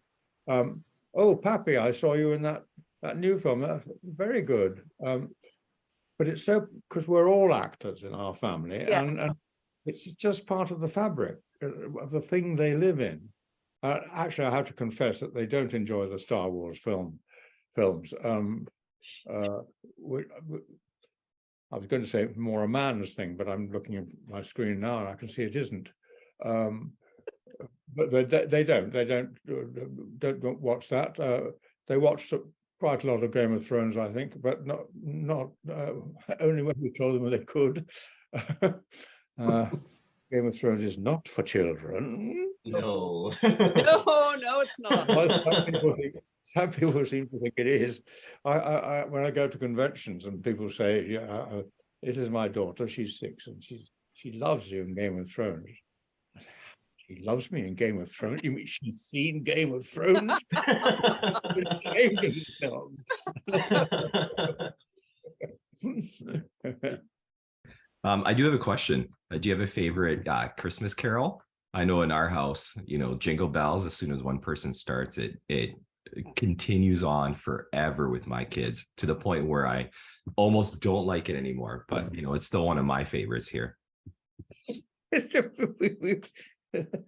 You sounds like you have a jolly time at Christmas. With our kids, for sure. Yeah. No, well, we don't sing that. We might over lunch sing the odd carol or a verse of a carol, because we love carols. And in fact, I'm just about to do a big reading in Westminster Abbey with Benjamin Britten's Festival of the Carols, which is one of the most beautiful works, doing Christmas readings at the same time. We love carols, and as I say, occasion or in the middle of opening presents, we might suddenly pop into Good King Wenceslas or something. But I wouldn't permit them to go on. You're such an indulgent father. Thing you can do, and it's that. Well, yeah, my daughter for sure is very spirited, so you can't really control her. She will just continue on. My son, he's a lot easier. We can just give him candy or some kind of treats, but yeah, it's she's a singer, I'll tell you. Rot their teeth, but disturb your Christmas. It's funny, I don't know about you guys, but I know when I was a kid, I grew up in Ontario, not Alberta, so eastern part of Canada. And in the winter during Christmas, we would actually go and carol, like, to our neighbors. Yeah. So I don't know if you guys, if that tradition is carried on everywhere else. I know here in Alberta, because the weather is so different, it's a lot colder. I haven't experienced that here, but back home in Ontario, for sure, that was part of our tradition as well. Well, I agree with you. When I was a child, it was very much a tradition, and we children, I lived in a house with 4 girls in another family. And we all used to go out and carol sing and collect money for charities or whatever it was, for at least 3 hours every new Christmas Eve. We used to do that. Tradition does continue, but not nearly so much now as it did, which I think is a pity. It is, as opposed to the ridiculous Halloween knockings on the door, which go on, which has been entirely invented and as a commercial thing, and I absolutely hate that Halloween experience. It's been a very poor substitute for Christmas. And sometimes we are not religious people, but we feel a sense of importance in the general atmosphere at Christmas time, and we know that that's, how in Star Wars the presence of the Force is always there, which is why I think it's not nearly so strong in the more recent Star Wars as it was in the first 3. But Christmas comes and one is aware of something outside oneself, which isn't controlling you, but which is there and, as it were, keeping a metaphorical eye on you. And it's a nice feeling. It's a nice feeling because when you're surrounded by love and affection, which happily we are, it makes you feel justified as a human being, that actually we've been put here to do something. And one of the things is to rejoice in oneself, in one's being, and the being of the whole human race and the animal race and all that. That it's this extraordinary plethora of creatures and life, plants and things as well, and seafood and it's all been created somehow. And you look at a fly and you think, how did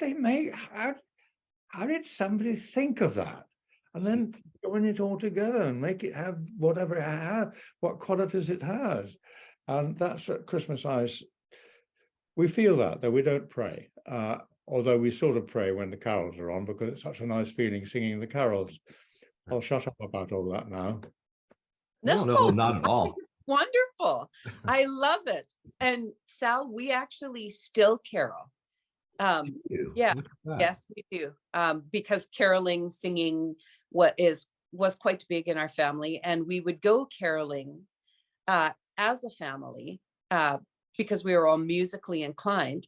And so even still, if it's minus 45 degrees Celsius outside, we would go caroling inside of a mall or maybe to a senior's home, just randomly show up and carol. So we do still do that because it's so lovely. So you look like the Christmas cards. We don't look like the Christmas cards. We don't get the snow anymore. Well, seriously, you get the snow and all the 45 degrees, right? 45 degrees below, dear God. We could ship some over if you want. That's got a dump of snow yesterday. So I've just been doing a thing in a convention in Dubai, would you believe? And there it's the reverse. It's 41 degrees hot. Yeah.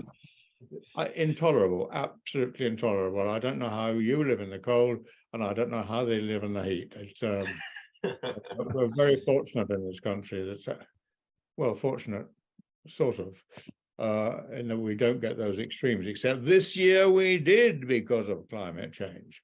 We had this tremendously long, very hot summer, and 6-7 weeks of blistering heat, and the sort you're used to, not the sort that Dubai is used to, but really for us, very, very hot indeed, which dried everything up. And I'm looking out of my window now at the trees which have been decimated by the heat because of this wretched climate change business. Well, I won't go on about that. Done that. Julian, you just mentioned that you're going to go do Christmas readings. Yes. Is it too much to put you on the spot to say, would you read something? I don't have anything to hand. Nothing in hand? Okay. I was just really curious about. Usually readings from the Bible. Depends where you're doing. I normally do 3 or 4 of these a year, but not all at Westminster Abbey. That's a great honor to be asked to do that one. But I go out to other places, Oxford, Lichfield, Warwick, and we're allowed to do funny ones there, and which is very gratifying. So people come in all wrapped up in their clothes in order to be good and godly and listen to some hymns and carols and Bible readings, and then they get a funny one. It completely takes them by surprise, and you get a much bigger laugh than you would in the theatre normally. So very satisfactory. It's very kind of you to ask, and if I had anything to hand, I would, but I don't. Okay. I certainly I don't know that's springing it on you, and I do apologize, but yeah, I was if very I'd been prepared, I would have done it, but I'm not going to. I have a question. It's Star Wars related, if you don't mind. No. I was just curious. Listen, I know Star Wars a great deal. I'm not at the least ungrateful for Star Wars. It's formed a very, very important part of my life, and I'm a great admirer of the whole series. So now carry on. So before you took the part of General Veers, what was your first experience of Star Wars? And on taking the part, how did that affect you going forward? Well, I, like everybody else, went to see the first Star Wars.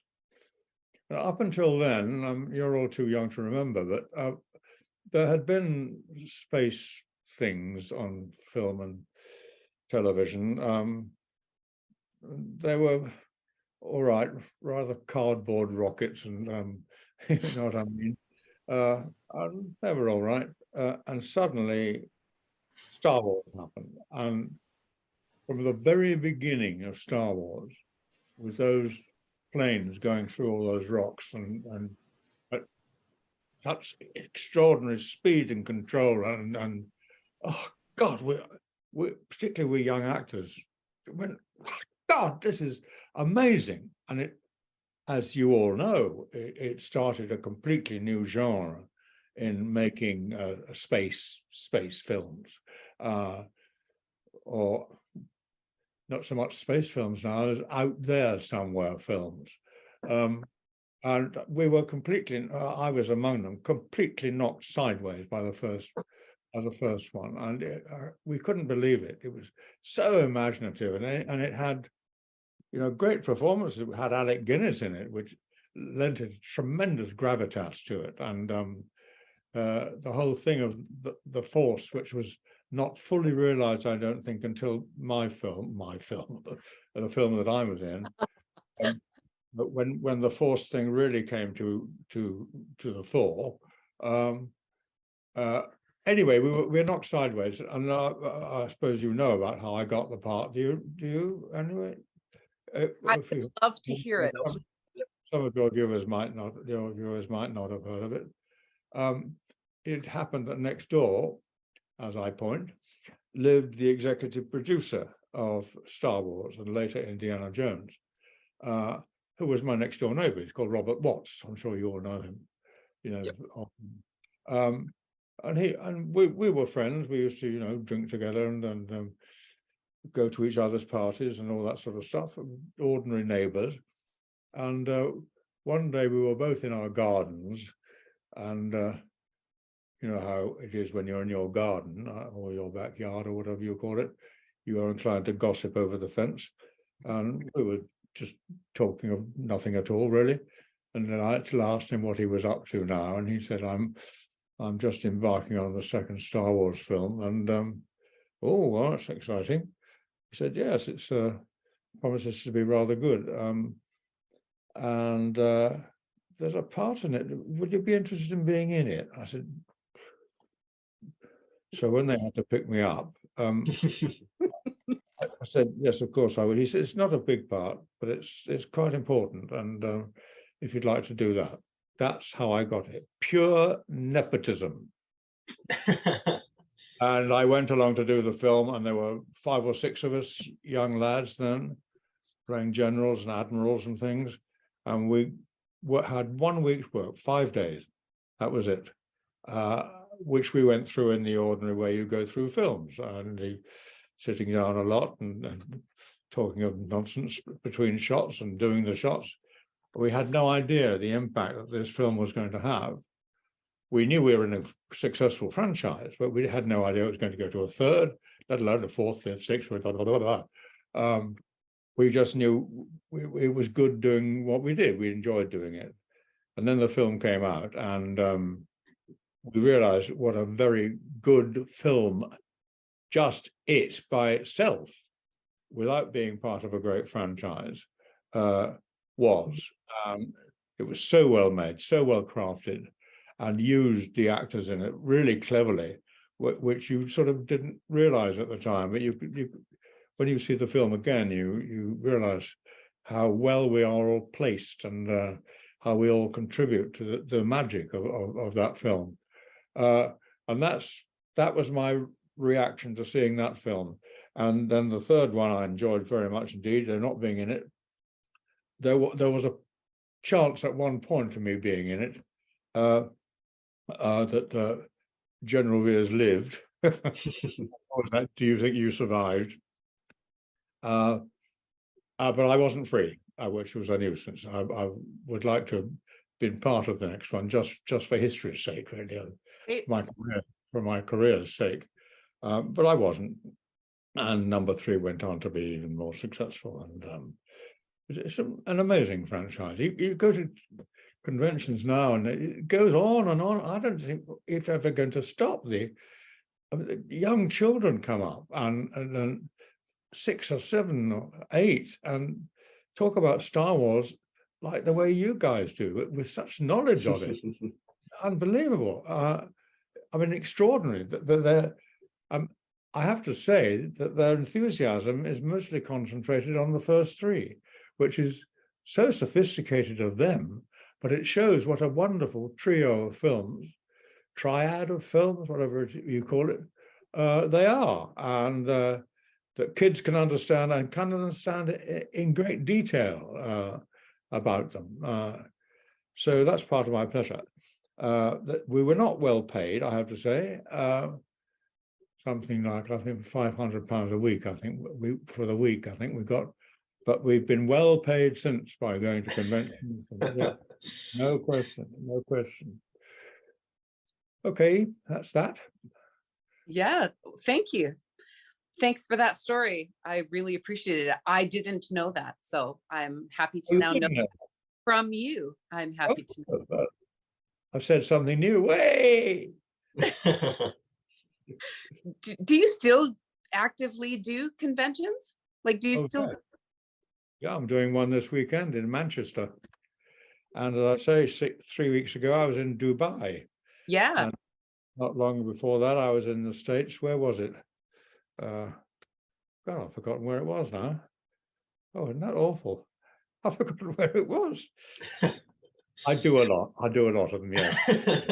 It's a wonderful thing for my age because, of course, the parts in the theatre run out and films. So I'm touching wood now. I do manage to keep quite busy as an actor. But to have this backup of doing conventions is tremendously useful and pleasurable because you get to meet the fans. You get to meet the people who pay your salary, and you know they come up in their droves with their children and all that, and pay me money to write my name down, which is a great compliment. I talked about things coming up. I'm in a film, not starring in a film, but in a film, which is one of the finest pieces of work as a film I think I've ever been associated with, which has only just come out. I'm not sure if it's out in Canada. I think it is. It's called Tar with Kate Blanchett. And has anybody seen that yet? No. Yeah. No. Just don't miss it. It's the most extraordinary film. Kate Blanchett is a magician of an actor. She does things in that film I just don't. I've gone through my career looking at great performances, and they're divided into two sections. One is the section which says, I'm going to do that one day. I'm going to do that one day. And the other one which says, I don't know how to do that. I don't know how to get there. I wouldn't begin to know what to do to get there. And she gives one of those performances in this film, as she normally does, I have to say. Yeah. She doesn't win the Oscar this year. I'll eat my chapeau. I mean, it is absolutely magnificent. And I play a very nice, but very important, but small part in it, which I think I'm okay in.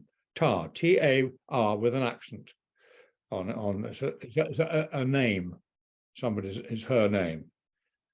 And she plays the finest conductor in the world, who's conductor of the Berlin Philharmonic Orchestra. And okay, start from there. Wow. Okay. So don't miss it when it comes out. When you see it, you'll say, thank you, Julian. Yeah. You'll appreciate what a great piece of work it is.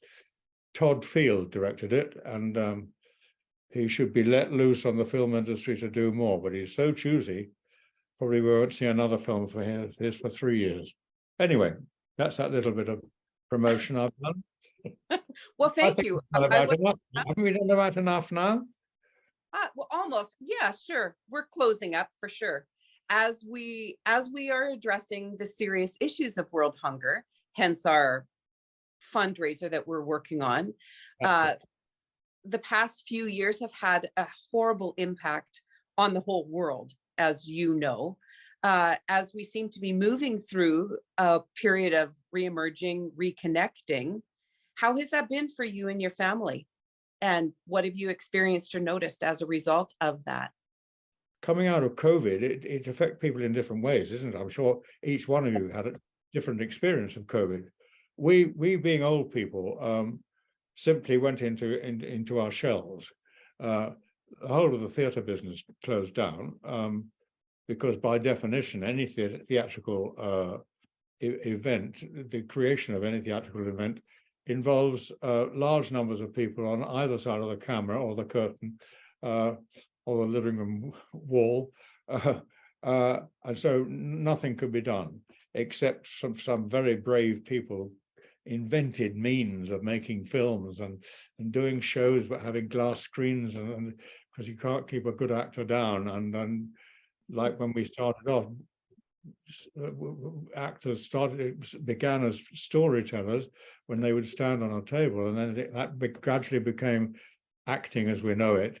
That's what happened a great deal during COVID, that a lot of people made things up in order, because people need that sort of entertainment. During the last World War, all the actors were all called up to fight, but they were all back in London 6 months later, because it was realized by the government that people need it, and they need it at all times, us to prance around and pretend to be other people. It's something which we all need. Anyway, we went into absolute being together decline. We couldn't see our parents. At Christmas was like with everybody else. We couldn't see our family or those things. We talked. Well, we do that anyway. God, we're such chatterboxes, the two of us. Every evening we have 2 hours of sitting with our glass of wine, just talking. God, we're so boring. But we had a great deal of that, a great deal of reading. I'm sure you all did that too. Great deal of reading and watching old movies on telly, which that's fantastic now, isn't it? The stuff you can get on telly. I'm sure you have a thing. We have a special channel for old films, which is just brilliant. Pretty well every afternoon you can find some pearl which stars Edward G. Robinson or someone. And we did a great deal of that. We got very sluggish, put on quite a lot of weight.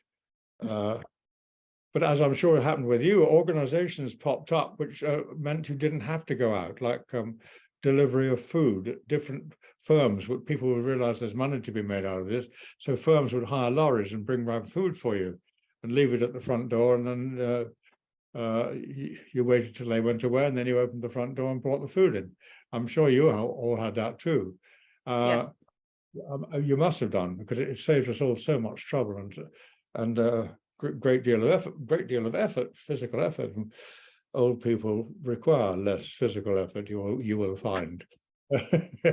And so we got through it that way. A lot of telephoning, of course, Skyping, a lot of Zooming,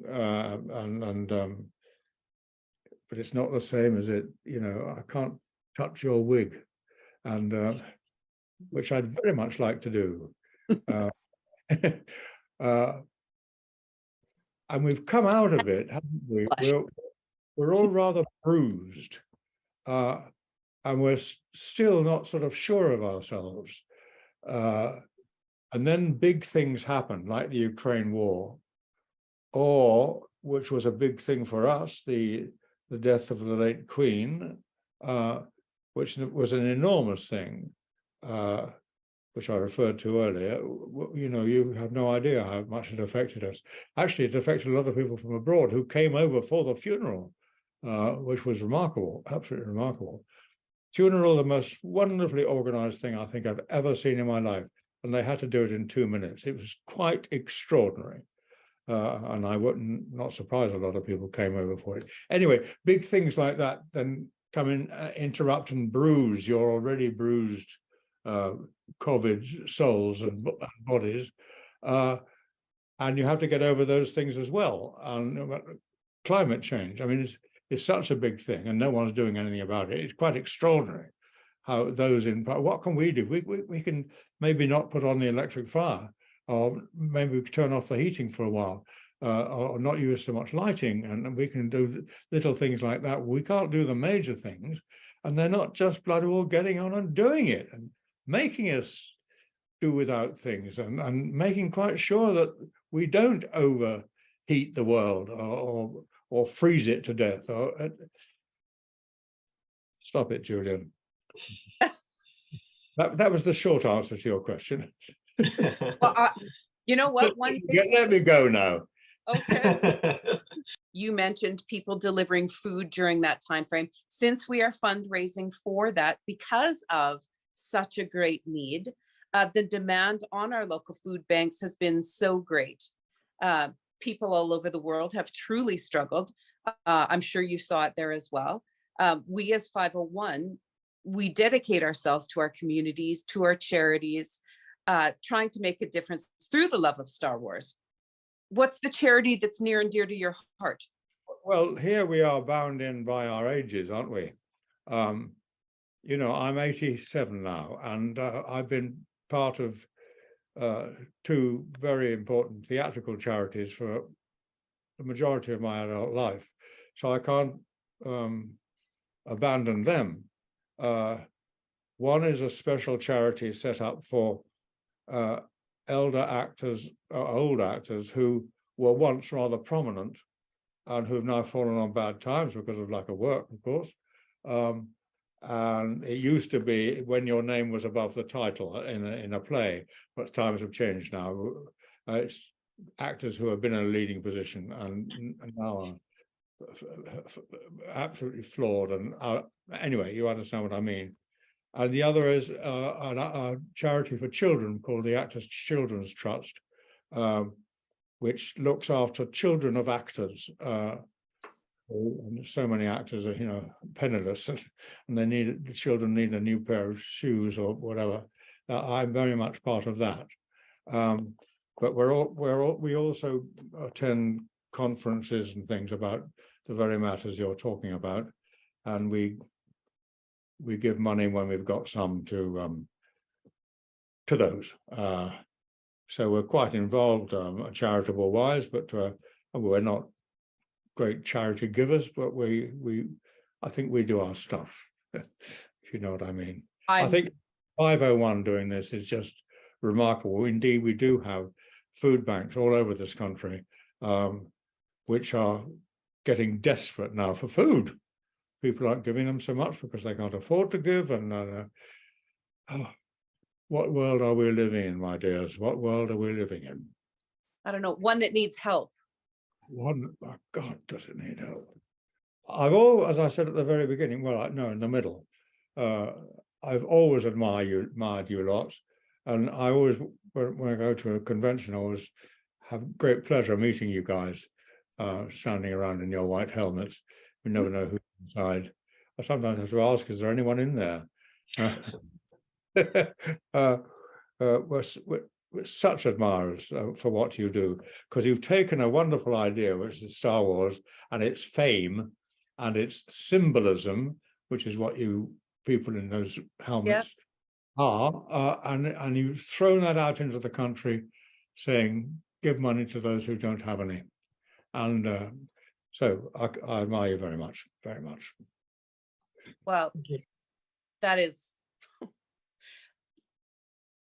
very emotional for me to hear you say that. And I think it's wonderful, that appreciation, because we are so appreciative of you. We literally, if you look at, you know, the people that are here, they costume as your character because that was their chosen dream. So very reciprocal, right? Like it's surreal, really. It is surreal, but it's wonderful. It's that sort of thing we do, which we substitute sometimes ourselves for our dreams. You know, it's like children do all the time when they've been telling stories. When they're told stories, they are the hero of those stories inside their heads. Do you know what I mean? And that's what you guys do. You fulfill a lot of people's dreams. When you walk down the street, a phalanx of 10 of you or whatever it is, it's very impressive. And we want to do something for you. And when you say we're working for World Health and World Starvation and all that, we willingly hand over our pounds and our dollars and our zlotys. Well, Julian, Mr. Glover, thank you for giving us this time with you. You can't imagine how invaluable this is for at least the 6, 7 of us that are here and anyone watching. It has been an absolute honor and joy. Well, thank you. It's been a great pleasure. I'll say goodbye to you all. Anybody who's watching this, and you seven guys in particular, it's been a pleasure. I think a nice contact has been made, hasn't it? Yes. Yeah. Yeah. Thank you. Goodbye now. Thank you.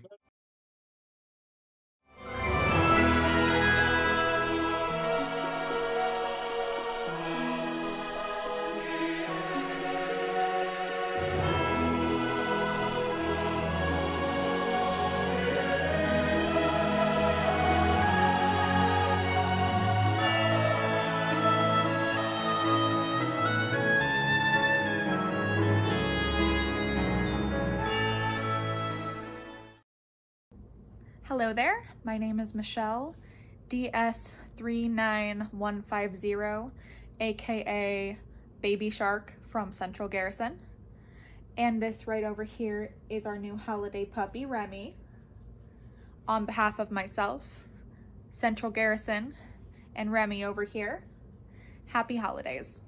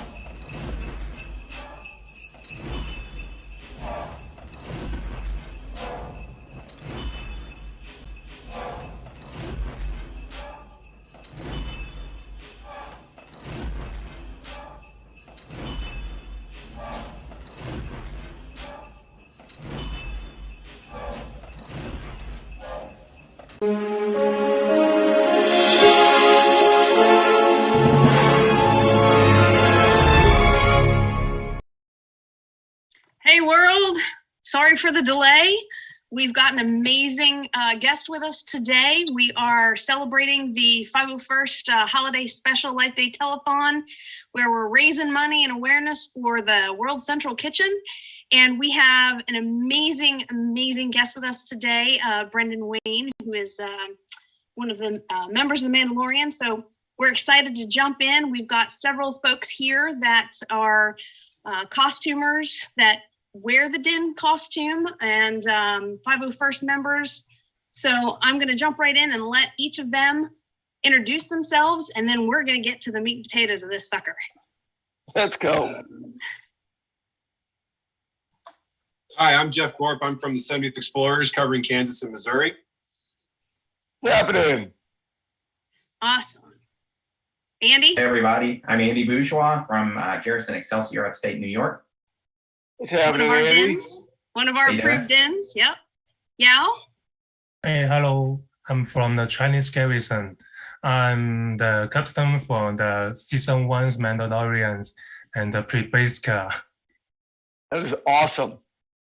Yes, Hi, and Yao. he's also one of our Dins as well. So we're excited to have both of them. And Yeah. Joe. And I'm Amy. I'm actually the Bounty Hunters Guild detachment leader. So it's a very big honor to be on with you today, Brendan. And we hear you had a little bit of Jeep trouble. Yeah, that little recall in case you have a 2020 to 22 now Jeep, you have a water pump recall because it's failing. Just so you know, I found out the hard way. Now, as a fellow Jeeper, do you decorate your Jeep for the holidays? I actually usually, if I could walk it out there, I would. But I have, because mine's all black. I have the Mandalorian helmet on it, and then I have little areas where I like to fake put Beskar around, so people are like, you know, like, because it's black, so then I'm able to put the nice like silver Beskar. I had one made that goes on the front. I'll send you a picture, and so it looks like I'm in Beskar. That's pretty sweet.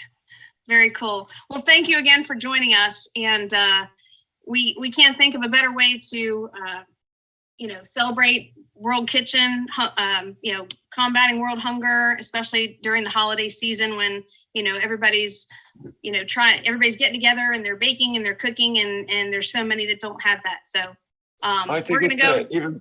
It's even bigger than that, because I know friends of mine who went out to Prague and places like that to work for the World Kitchen to help those in Ukraine get some food. So it's even better than that simple kind of approach. You guys are awesome for doing it, and I'm happy to be here and support you in any way I can. Well, wonderful. Well, Jeff, would you like to start off with a question? Sure. As much as we all would like to ask questions about The Mandalorian, we'd rather focus, since it's the Christmas time and the holidays, we like to ask you some Christmas-related questions. So one of my questions is, what is your favorite Christmas memory, whether it be recent, in the past? What's your favorite Christmas memory? I think my personal favorite, I don't know. I mean, I have 3 kids, so being able to go, what we have a tradition started with my mom, which is to go feed the homeless before we open presents. And it's just to give some cheer to some people who have very little, but on top of it, it gives my kids a perspective on, their place in the world and how fortunate they are. But to watch my kids' faces and to see that understanding of those two things, favorite thing. As far as just a kind of a simple Christmas memory, was and I kid you not, when I was 4 years old, yes, I remember this, I was given a holster and a cap gun, and, Santa was good to me. And from that point on, who knew, but my trajectory was sending myself this place right away. That's kind of an appropriate gift for you. I mean, it turned out, who knew? Now, who gave you that gift? Santa. Santa. Is there any question on who that is? No, I'm just kidding. Yeah. I would probably say it was the Duke's daughter. She gave it to me, knowing that this kid needed something. Before we had fidget spinners, we had cap guns. I'm pretty sure that's how it worked. Yeah. Awesome. People always like me. How'd you learn how to spin a gun? Oh, well, I needed something to keep me busy. There you go. Andy? The question I have for you is, what is your favorite and your least favorite holiday movie? Oh, good one.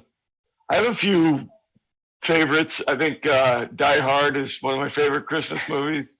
I think I like the movies that kind of give you hope, even though Die Hard's harsh, it still gives you hope.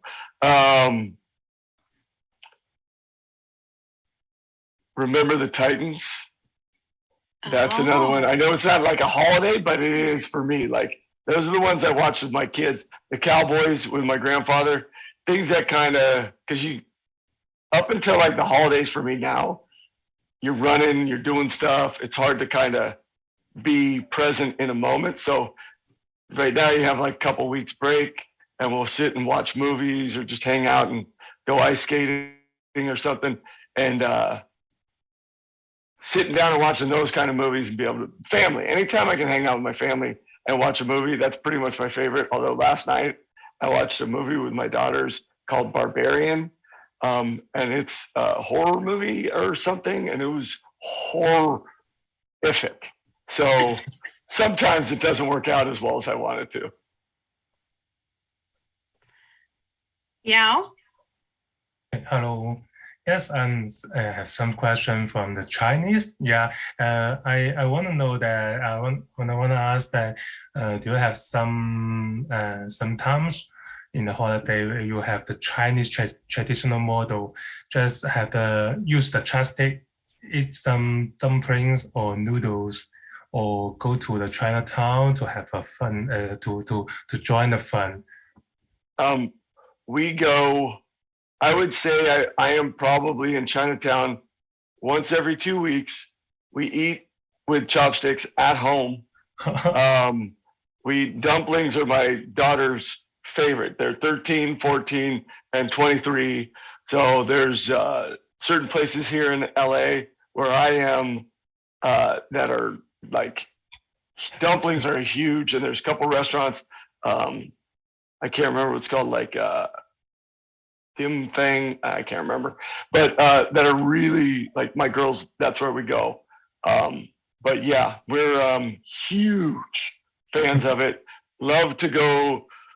We go down for the lighting of the lanterns, and that I love it. Yeah, absolutely. It's one of our favorite things to do. Oh, thank you. Awesome. Yao's joining us. I mean, it's what time is it where you are now? Not me. Yeah, what time is it there? Yes, it's the 1:00 a.m. in the midnight. Thank you for being here. Excited to join this meeting to see Ryan. Oh yeah, you're better than me. Yeah, so we're really grateful that he was able to make it with us. So I know everybody's kind of on their seat wanting to know what Christmases were like with your grandfather.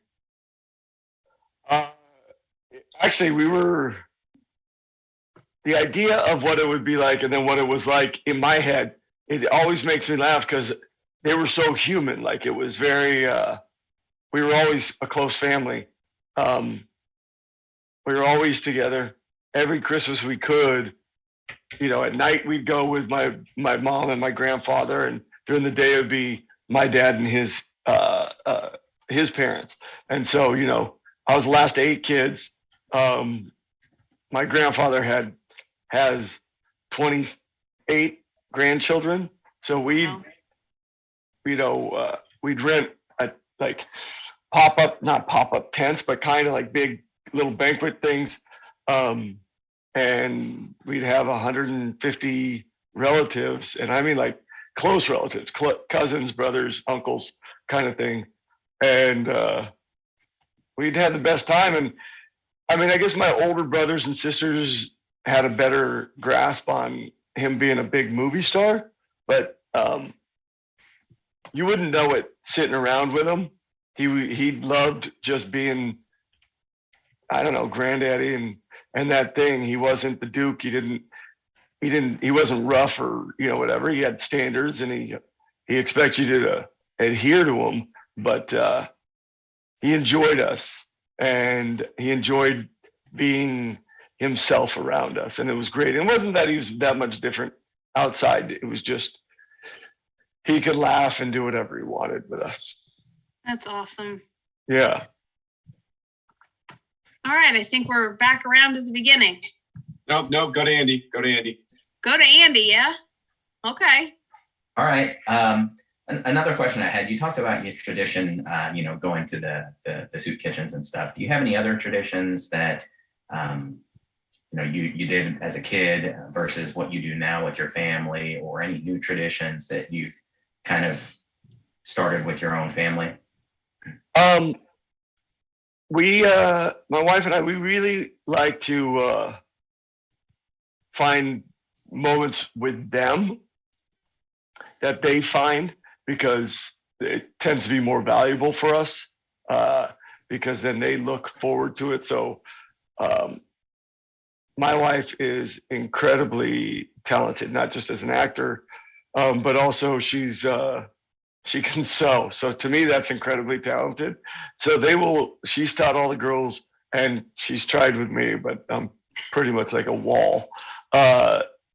We make pajamas, you know, like everyone buys pajamas that match. We literally go get fabric and we'll make pajamas together, and they all match. And that's one of my favorites. We always open a gift the night before Christmas.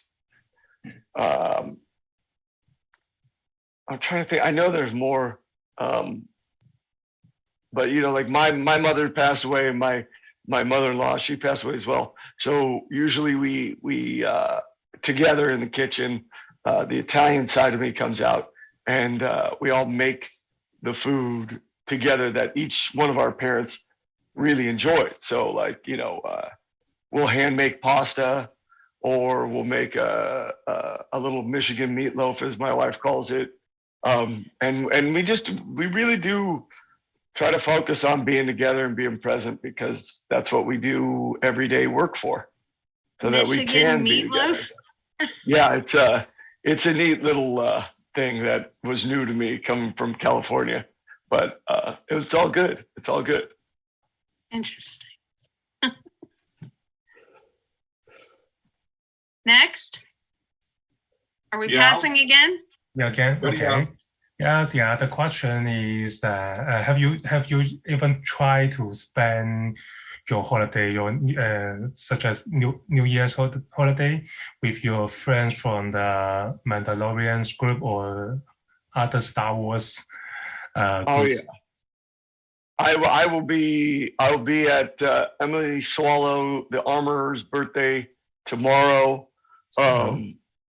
We tend to spend, like, Frank Trigg, who's a Hall of Fame UFC fighter. He played one of the Gamorreans in Boba Fett, and he and I he's Uncle Frank to my kids. That's how close he is to us. JJ Dashnaw, beyond being a great stunt coordinator and a good dude, he's one of my best friends. So whenever he's in town from Texas, we're together. We generally, you know, we're a very close-knit group. Misty, she's just incredible. She played Quill and the Frog Lady, among others. We see each other. The guys who run Baby Yoda at Legacy, or the kid as I call him, Mike, he just had his 50th birthday. We were all hanging out. Mike Menzel, Trevor Hensley, Tam, and Dawn, and it's just Jason, Con, all those guys. Yeah, we actually hang out quite a bit. And when we're in hiatus like this, we'll call each other and just see, hey, what are you working on right now? And we'll try to visit each other whenever we can. But like if we're having a party, 100% those guys are coming. So yeah, Frank's first on my call list. Thank you. Yeah. Very cool. I know, everybody has different traditions where in their workplace at this time of year. And I know you guys are really busy with filming. So do you have like on-set Christmas traditions? Yeah, I mean, we do a pretty good job. First of all, just the birthdays. They never stop. Like we're singing happy birthday every day. But like first season, we were filming, it was Bryce leading into the Christmas break. I think it was our last day of principal of that year. And then we were going to have our break. I think we pulled a 16 to 17 hour day that day. But we still managed to have our little, what do you call it? Secret Santa. There we go. The Secret Santas, and it's just simple stuff. It's not like anything extravagant, but it's just enough to know that, we care and we see each other, and it's not just about whatever's going on the set and getting it done so we can go home and get away from each other. We spend so much time together that it's really important that we do find the time to look at each other and be like, hey, what's happening, Mike?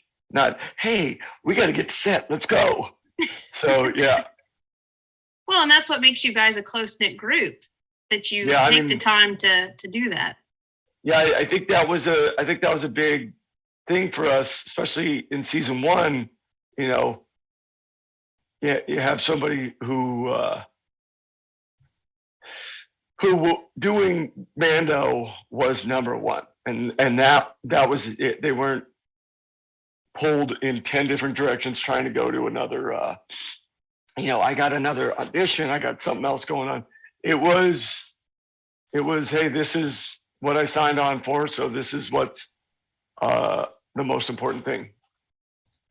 And so we were able to, when it's coming from that, you have everybody come together. And do you guys get the opportunity during the holidays to have your kids involved? Yeah, I mean, I was able to. Especially initially. Now that it's, once it kind of becomes a big deal, you have people who, we didn't have any leaks in the first season, and then last season we had people jumping, which I thought was crazy considering we were in like super security COVID times. But people posting stuff, that they thought might have been part of the Mandalorian or not. And, I don't want that, because I tend not to read the whole script, even if if Mando's not in the scene. I don't want to read it, because I'm such a huge fan that it would bother me if I wasn't able to watch it and enjoy it as a fan. So, when I get to see like Emily has something to do with, whoever it is, like, the heavy Mando, or, Bo had to deal with her people in season 2. It was cool to watch that and not know. Like, I try to stay away from it because it is that important to me. And I love the storytelling that goes on as a fan beyond just being Mando. And that so comes out in your role in that character. It really does. Yeah, I appreciate that. I tell you what, I take that responsibility to heart. It's not John and Dave gave me a gift, and I'm trying to make sure that they understand that I will honor that with 100% sincerity. I know my lines every day. I'm there to work. I don't mess around that way. I want everyone to enjoy it. I'm definitely making jokes, but that's for the people who have to lug the heavy load. I get to go, honestly, it's a dream. I get to go do what I wanted to do since I was 4. And probably before that, I just don't remember. Well, and those guys, I'm sure they gave you the role because they knew all that. I hope so. All right. Anybody else got a question? Oh, I Jump in. got one. I got one. I just want to make a comment on what you just said, is that you take your very role seriously. And as a person who wears the day costume, I'm sure all of us can agree, is that we watch you very closely because we want to mimic your poses for our pictures. So keep up the good work. Give us more material. I would hope that I was able to. It's funny. I've rewatched season 1 recently, breaking down the physical was asked of me from where we wanted to start in the beginning to where we wanted to start in the end. And what John had asked me was to look at Yul Brynner in Westworld and look at Schwarzenegger in The Terminator, because initially Mando's to be pretty inflexible, and he's not. He's very stoic in his movements as well as his demeanor, and so he's very minimalist or kabuki. And so by the end of it, his journey with the kid becomes this. You see him physically get a little bit more free, and then season 2, we had a little hiccup because I got sick, but I got back pretty quick, and we were able to film anything that they didn't like. I was able to reshoot for them, and then we found more physical changes, and that's, for me as an actor, I'm always looking for that physicality. I don't care if he's a weak man or a strong man. It's how do they physically present themselves, and it's not always kind of like rawr, but Mando had moments in season 1 where he's defeated. I mean, the Mudhorn, and he's coming up out of the mud, and the last hope is, he's pulling his knife up, and Grogu saves him. It's that kind of moment where you get to play a strong man who's feeling weak or feeling defeated, and how does it look? And I see, I got to throw out the first pitch at a Padres game this past summer, and there was another gentleman from the 501st down there in San Diego, and he was in the Mando costume. And I kid you not, this makes me laugh every time, because all my kids were standing there and they couldn't have been happier about this moment. But this kid, the mom goes, "Hey, there's Mando," and I'm walking by, and this kid comes running. I'm like about to high five, and goes right by me and goes to the dude in the Mando suit. That was one of the funniest. My kids were like, "Wah!" They could not stop laughing, and I was really like, "Hey!" But it was so fun. Just to, I don't know. It was really cool to see him dressed as him, and him. We talked about a couple of things, and we just, it was really cool. And and then it turns out, then you find out. I'll tell you this, like,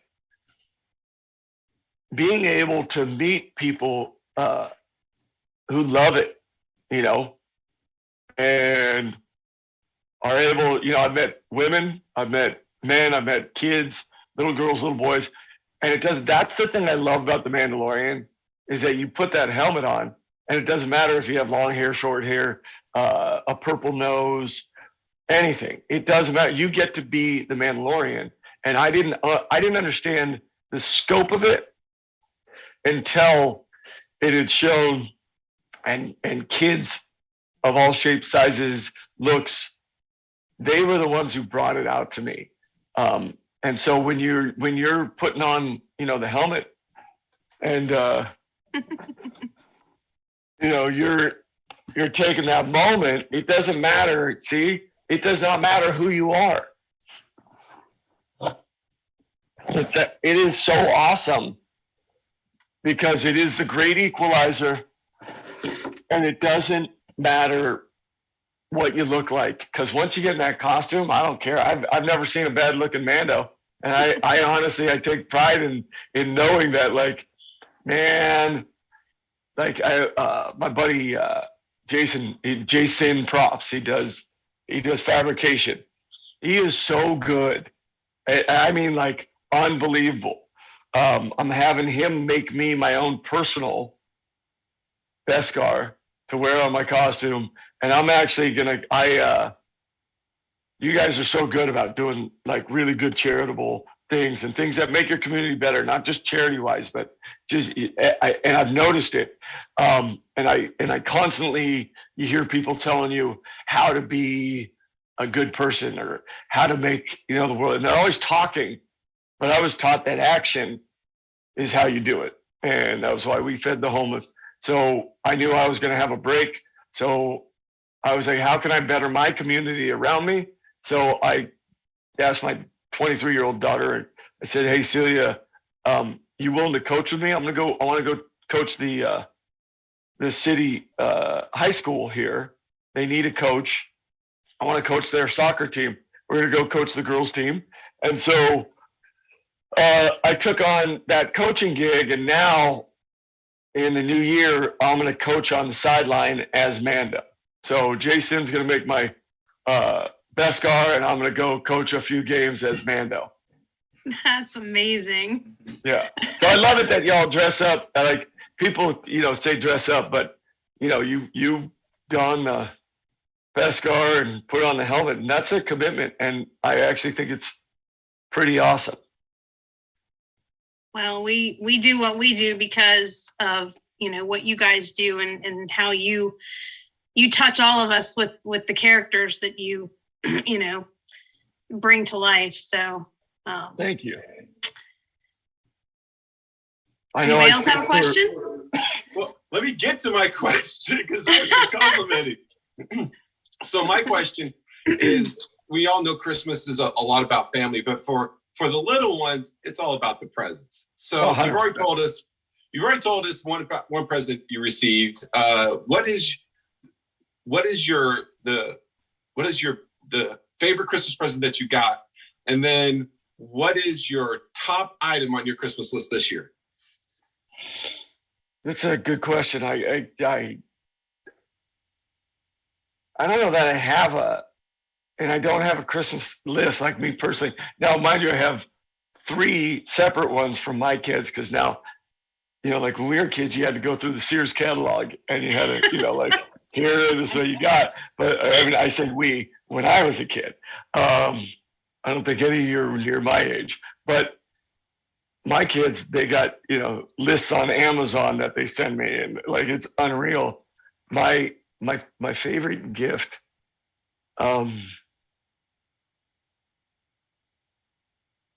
I mean, it's so corny to say these things, but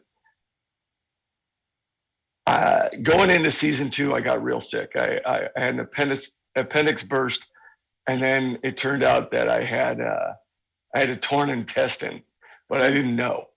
And so, yeah, it was a big deal. So, like, I was not on this plane 3 different times. I was in another place, and I came back, and it was because of my family, because of people like Misty who came to visit me in the hospital, and they were right in the beginning of shooting. It was the first.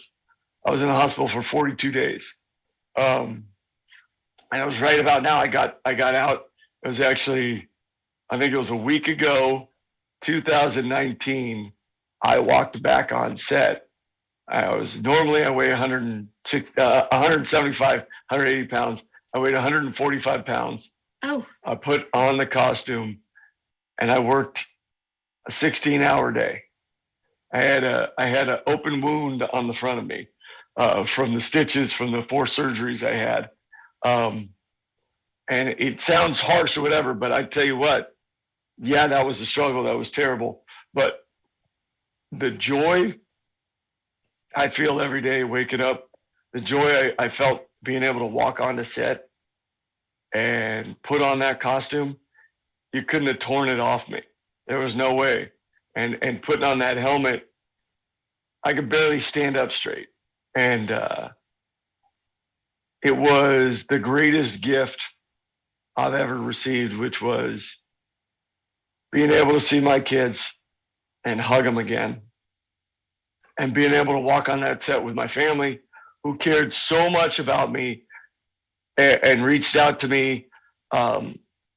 It was unbelievable. It was that's my favorite gift. And I consider that a Christmas gift. And I know it's kind of big and heavy, but being able to wake up every day and make a choice on how I'm going to enjoy my day, that's pretty awesome. Being able to put the helmet on when I get a chance to, that's also pretty awesome. Now, what's my favorite? What's on my list? Like, if I had to make a list, I don't know. I'd want my current soccer teams in high school that I coach.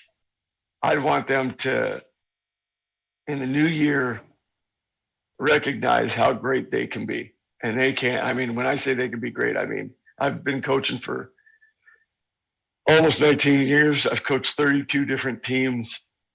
Even when I was being Mando, I was still able to do it. Watching these young women understand their strength and their power and what's in front of them, and understanding that I'm just there to kind of point them in the right direction, but it's them doing it and that they are great. Yeah, that would be my greatest gift. That's a good gift. I'm gonna be honest. That's a great gift. That is a great gift to have on your Christmas list. You know, it's interesting. I mean, so many people, they think about a gift as something that you can hold and touch and see. But there's so many other things in this world that we overlook as being a gift. Yeah. And I mean, there are a lot of things I like, but I think the pandemic helped me. I think almost not being able to wake up helped me. You figure out, for me at least, I was able to figure out that things, although I love them, I love my helmets and my, sideshow, all those kind of things. Like, things are pretty cool, but they don't sustain me and they don't fulfill me. Talking to you guys fulfills me. I know that sounds corny, and I know I'm kind of corny. My kids make fun of me that way. But this interaction will last longer than any, back scratcher I get or anything, like, I'm just looking at my desk right now and I'm like, what are the things that I hold near and dear? I keep on me. I became a pen pal with a kid on the show, and she's amazing. And she writes me letters, and I write her letters. Aww.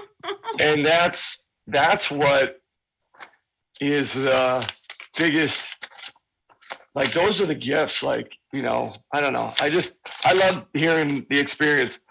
I'd like to turn the table on y'all and say, hey, what is it that you want? I'd love to hear what each one of you wants for Christmas. And don't feel pressure because I said something corny, talking to you guys or whatever. That just is me.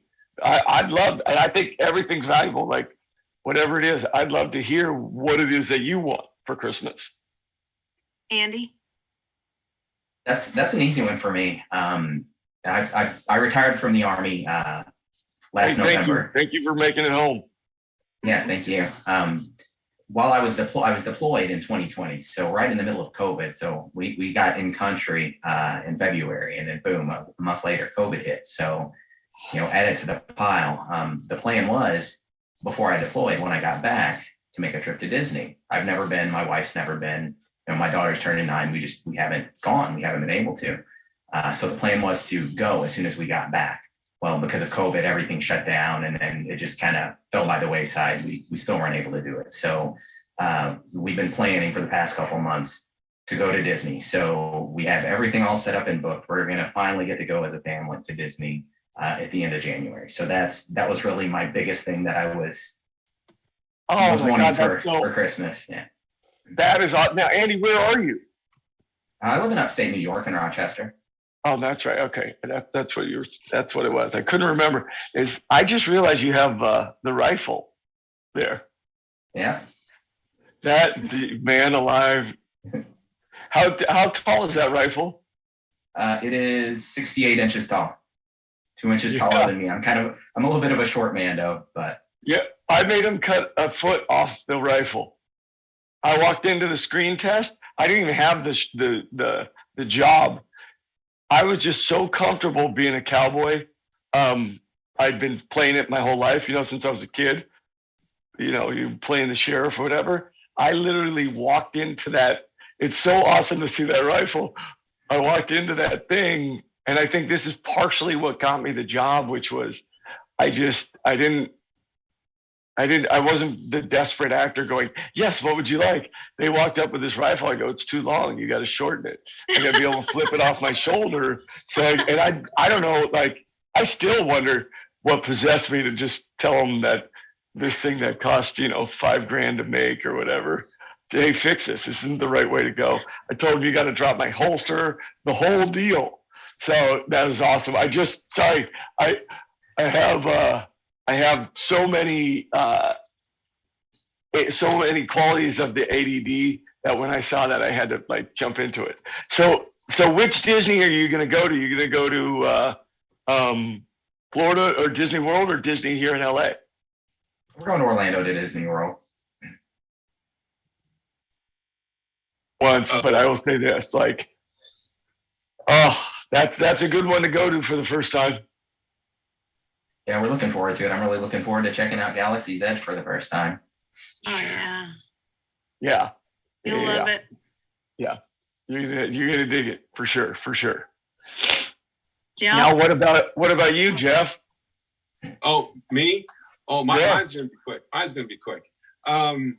I've actually already got my Christmas gift for this year. We recently did a troop with a local sports team. And of course, anytime we do troops, I have to be the Mando because you can't go to troop without the Mando. And the minute and it was Boy Scout night too, so there were a lot of Boy Scouts there. And the minute I walked out the door, just a hush, eyes on all the kids just got so big.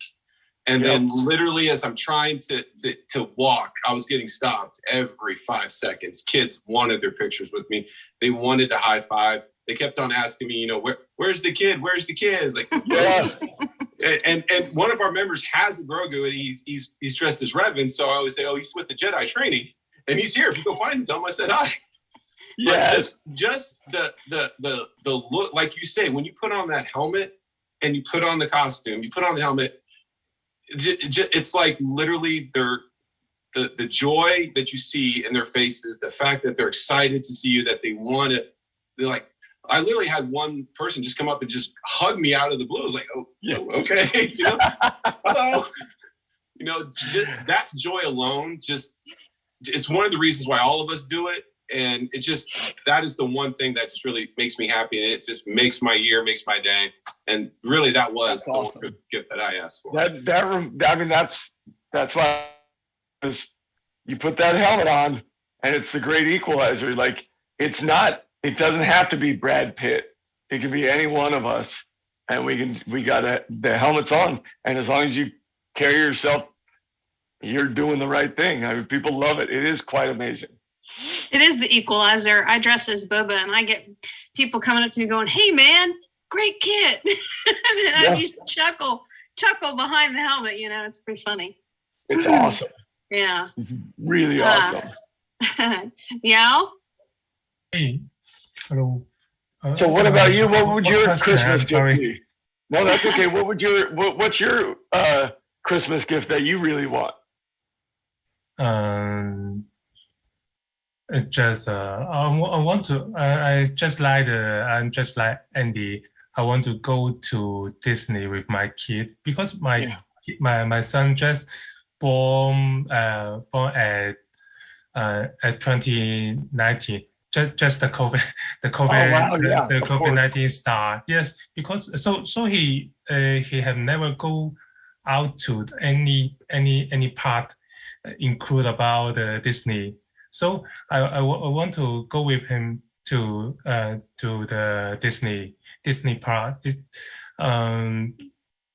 we have the Disney partner by us in Shanghai and Hong Kong. yeah. But he never go there at this time. I hope that we can go there next year. Yes. Yeah, that would be awesome. I hope that wish comes true. Yes, thank you. Experiences, life. I guess I'm last, right? So yeah. Unless Erica wants to show up. She's more than welcome to. You know, I struggle with metastatic breast cancer, and it's been 12 years. And so very similar to your experience where, you know, you realize really quick what's important in life. And for me, Christmas is about spending it with my daughter. She's 25 now, my one and only. And it's just, I don't care about what's under the tree as long as she's here and we're baking, we're spending time together, we're decorating the tree. Those are the things and the gifts that I always want to be able, every single year more that I get is that great gift. And, you know, she's a member of the 501st and the Rebel Legion, and so is my husband. So, you know, we all troop as a family, we do Toys for Tots. And so those are the things during Christmas for me that are the best gifts is those experiences and the having that more time and not taking time for granted. Yeah. So. Yeah, I get that. That's awesome. But anybody else have any last final questions, comments? I'll bite. Do you have any favorite? Do you have any favorite holiday treats? Anything that you only usually have around the holidays, and you spend the rest of the year going without, and then whenever it rolls around, you really look forward to having? Yeah, I know I do, and I'm a sweets guy, like terrible. I love so. I grew up on last of 8. I got 5 brothers, 2 sisters, and my brother Kevin, who's actually back east, he's in New Jersey. He used to make this, and it's gonna sound bizarre, but like these butterscotch with little peanut butter bars. I don't know how he made them. Those are my favorite. Whenever those are made, I mean, I'll eat candy all day if I could, which is a terrible choice, but yes. Yeah, that is for sure. And then we have, I'm trying to think what it's called. It's like a monkey bread, I guess. And it is unbelievable. My mom used to make that. So yeah, those 2 things, that's my holiday favorite for sure. Now wait, before you guys, I have a question. I want to know what each one of your favorite episodes of Mando was. Oh, that is a tough question. Yeah, hey, people ask me it all the time. I'm just turning the tables. Oh, well, my favorite, I can't remember the title, but it's the first time we see Bo and they jump on and they go onto the ship. Oh, yeah. Season 2. Seeing all the Mandos flying in formation just reminded me of what we saw in Clone Wars, and the fact to see it live action. And then with the trailer for season 3, we get to probably see more of that. I'm just like, okay, yeah, I want to see more of that. Can I please, pretty please? And one of the best parts I liked about that episode is when the Mando's running, when Din is running down the hallway, taking the fire to throw his grab charges, he covers his belly with his bracers so he doesn't get hit there. I'm like, okay, that was actually kind of smart, because that's actually thinking. So I just like that, because that was that one little bit that probably no one ever really paid attention to, but the fact that he did it, recognizing where his weak spot was. Yeah. I love that part. I mean, that's my favorite episode. That's awesome. And I'm glad you noticed that, because that's something that matters to me, is that although they don't like us to be like modern day FBI tactical in the way we approach things, I personally am constantly thinking about I never want to give full targets. I know they really, they're like, this is a show now. I really want him flatten out. I'm like, he flattens out, he dies. You give him a bigger target, they're going to take you out. So let's not be stupid. Let's not make him the stupid hero. Let's make him, courageous but smart. So I'm glad you noticed that, because that's something that I think of in every situation I try to walk into. Most of the time I have to fight for things because they're like, it just doesn't look great. But I'm like, if he doesn't just take the second to assess, it makes him weak, and we don't want him weak. All right, what about you, Andy? I don't know that I can say it's necessarily my favorite, because I can watch through both seasons repeatedly, and I have. But the one that always jumps out to me is the second episode of the first season, for a couple of reasons. He goes in wearing the Beskar.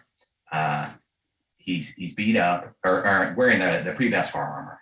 It's all beat up and everything. He goes in, the armorer forges new armor for him, gives him warnings about the armor, saying, hey, you're gonna draw a lot of eyes, and warns him to be careful with the whistling birds because they're rare. At the end of the episode, when he goes in to rescue Grogu from the Imps, when he kneels down when he's surrounded by stormtroopers and cocks his wrist, and the whistling birds fly out for the first time and take out like a dozen stormtroopers all at once. And he sits there and he pauses after they all hit the ground, and then he turns and looks, and then he turns and looks back the other way. That was it for me. Like, that was. Well, I didn't know I was going to get so stoked on, like you hear people go, oh, your performance is great. But you guys just specifically named things that I can recall taking the time to do. That is pretty bitchin'. It's awesome. I mean, that's cool. It's fantastic. Yeah. We're bumping up on time. So Yao, what about you?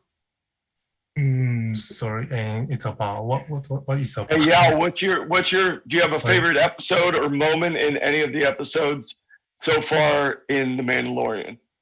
Yeah, this one, I'm the most liked magazine. It is the film. I really loved it. Yeah, that's the truth. It's a New Hope. The first episode is the New Hope. Oh. Yeah, it's very fantastic. We can see the Mandalorian is a grow up with his armor, with his technique, and with his family. Yeah, it's a very amazing and very touch for me. Yes, especially for the episode 1, because I will say that the episode the season 1, the season 1 is the really story for the Mandalorian by himself. I think the season 2 is talk about the Star Wars, all the Star Wars, but not him. Yeah, so I'm very love in season 1, and especially the pre-Beskar. Yeah, when he never grew up the silver armor. I'm very love it because I love the damage for the armor. Yes, it make me feel the bounty hunter. Yeah, it's the bounty hunter. You will hurt some all the time. But when you have the Beskar, you are the Superman. It's a little easier. Everyone can contact you. Yes. What about you, Amy? Well, I would love to be able to share that with you, but we are out of time. Oh, I don't want to get in trouble with our our next guest and taking time on them. But you know what? Maybe I'll be fortunate enough to do another panel with you again in the future. And, anytime. As you know, I can do it on the fly. Oh, yes. But again, we really appreciate your time. We know it's very valuable, especially as we've discussed, during the holidays. Everybody, please click the links, donate to the World Central Kitchen or your local food bank. get involved in making a difference in somebody else's lives. We promise you will not regret that. Yeah, I got to tell you, it makes a difference. And if you are on this right now, you'll understand that this is the way. This is the way. This is Thank the you. way. This is the way. Thank you, guys. Thank you. Thank you. No, thank you.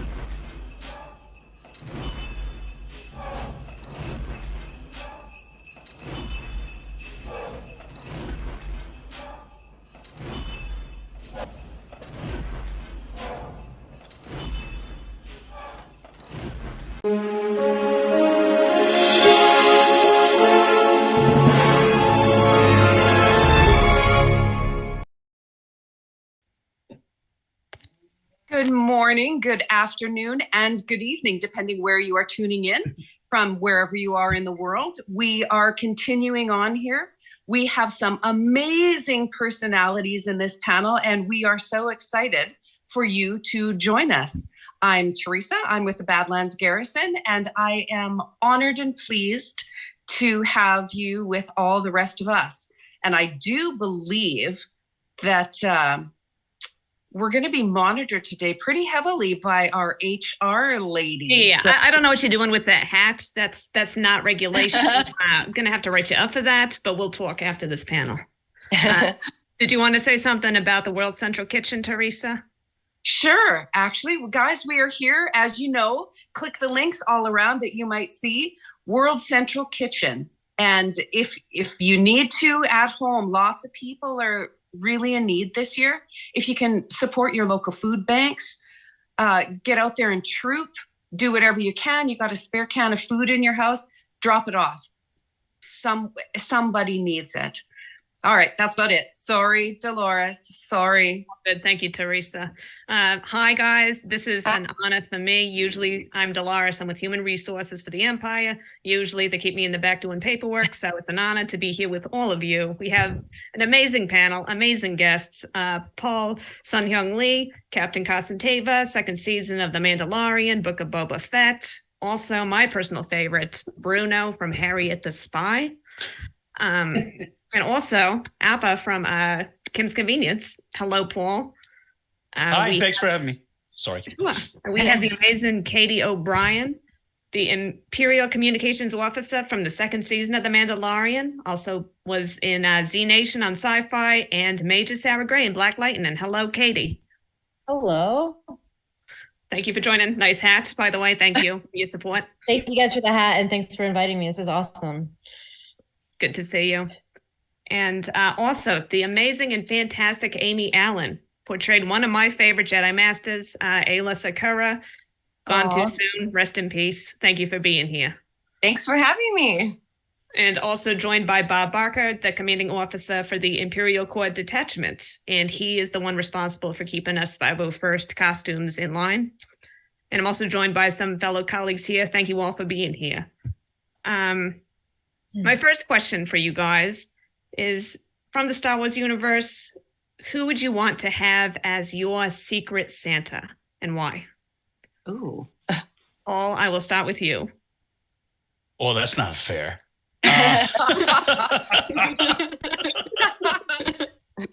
you're on, Paul. Yeah. Oh my gosh. Wow. That came out of left field. Oh dear.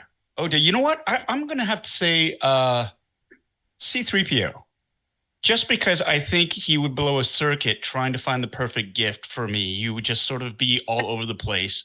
And I think out of all the characters, he's one of the most thoughtful, because he worries about things that a lot of other characters might easily dismiss.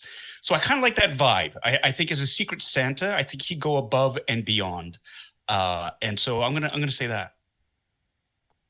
Awesome. Great answer. He does worry a lot. Katie? Mine's gonna be a little more superficial because I'm not as savvy as Paul, but probably Mace Windu. Because if you get to have a purple lightsaber, you have some serious swag, and I know I'm probably gonna get a pretty awesome gift. It's a stupid answer, but that's that's a good one. Awesome. Amy?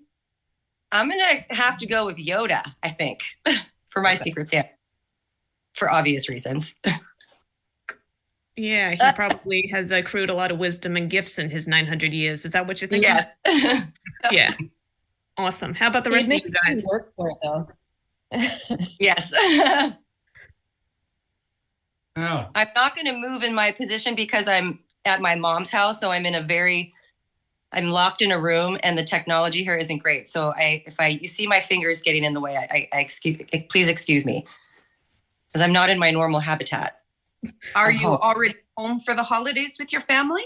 No, my dad, I live close to home, yeah. but my dad's in the hospital, so I'm staying with my mom. So I kind of am out of my sort of normal environment of being able to have my computer, and so I'm holding my phone, trying to be super still and not get my fingers in the way. So sorry. Oh, thank you for being with us. Yeah. No, of course. Okay. Yeah. That's the blessing of right now of living close to home. Yes, well, I'm sure they're really lucky and grateful that you're there. That's wonderful. Thank you. Bob and Teresa, you guys, Randy, who would you guys want for Secret Santa? Oh, yeah, I know, it's hard. Isn't it, right? What? Yeah. Secret Santa in the Star Wars world? Dang. Maybe Anakin Skywalker. I really like sand. I don't think it's coarse or ridiculous. And yeah, it does get everywhere, but then makes me feel like I'm on a beach. So I'm good. I'll take Anakin. I would say either mom. As your gift? Yeah. I'll take Anakin as my gift. Thanks. Oh, Anakin is my gift. Got it. I was thinking you wanted him as Secret Santa. I don't even care if he comes with sand and it just course in your and gets everywhere. Fine. I would. All right, moving on. Hold on, I got a good one here. I'd say Luthen from Andor. Yeah. Oh yeah. Have you seen what's in his storefront? We've got holocrons, we've got armor. There's a lot of cool stuff in there. He has some peppermint taste. True. Bob, you got a good one? I would say Grand Admiral Thrawn, because I know he has impeccable taste. And he would probably be shopping at Luthen's store, be honest. Fair, fair. Yeah, he would. Or maybe just a window shopper. Huh? All right. So what are some of you guys' favorite holiday traditions? Amy, what do you guys do this time of year? Well, this is a little different this year for me, because as I just mentioned, normally my brother's a firefighter, so we try to kind of usually time our holidays around when he is off and can come home, so we can all be together. But I have 2 kids, my brother has 2 kids, so really our tradition is to be at my mom's house with my mom and dad through the holidays, have Christmas with them. This one will probably look a little different, but that's okay. Just trying to keep, my kids, everybody positive and happy and healthy. Yeah. Healthy. Yeah. Healthy. Yeah. Definitely. As much as we like to think that we're emerging from this, you get reminders daily that that's not where we are, and that, trying to still remain careful and keep yourself healthy. It's been a constant struggle, which leads us to why we're here. There's so many people struggling. And again, I'm grateful that you guys are with us today. Thank you. Yeah, very much so. Yeah, it's good to be here. Thank you. Katie, what do you guys do for the holidays? We do a lot of like silly stuff. One of my favorite things is every year we go and pick out the ugliest Christmas tree we can find.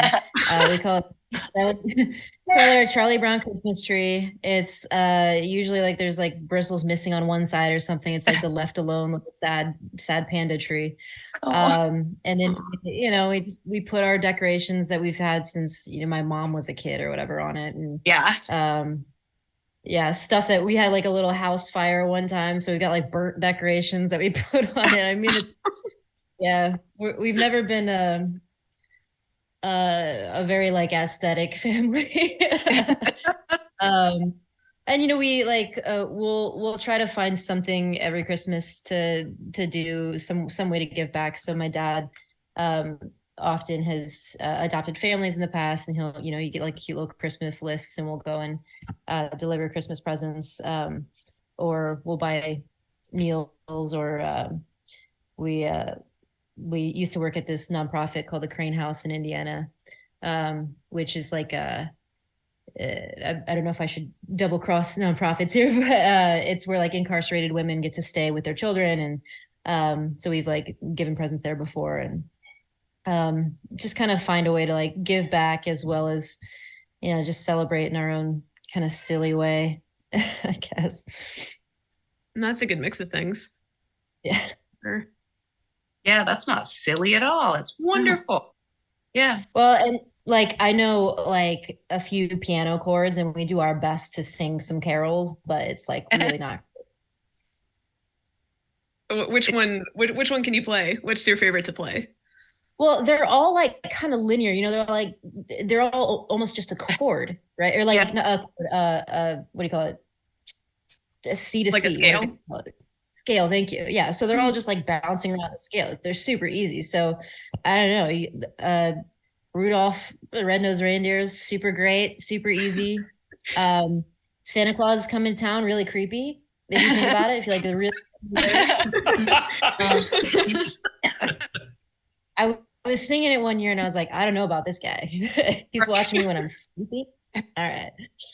But I mean, it's all fun, just like kind of just make it as fun as we can, especially now. It's like I live in LA, I'm away from my family, so I get few opportunities to see them anymore. So we just kind of You can always come find my crazy family. Okay. It's very here. Me showing up tomorrow and you being like, oh, I didn't mean it. Or policy. No, you don't want to come. Our house is sick. No, not now. Yeah, that's next year. Yeah, not today. Yeah. Paul, what do you guys do for the holidays? Well, we just moved.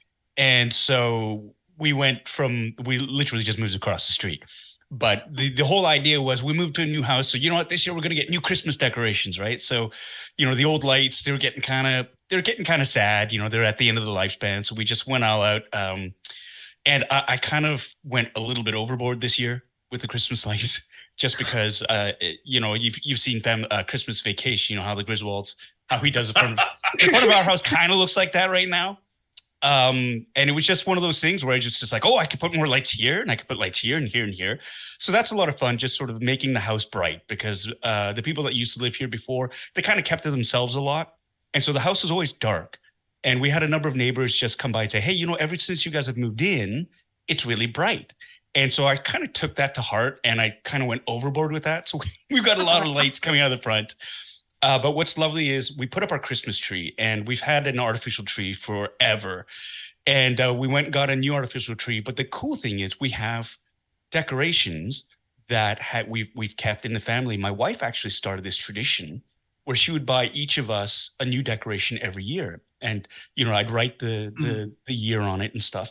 And so for 22 years now, I've got 22 different ornaments that are all in a heart theme from my wife. And so it's lovely sort of going through the box and seeing them and hanging them up.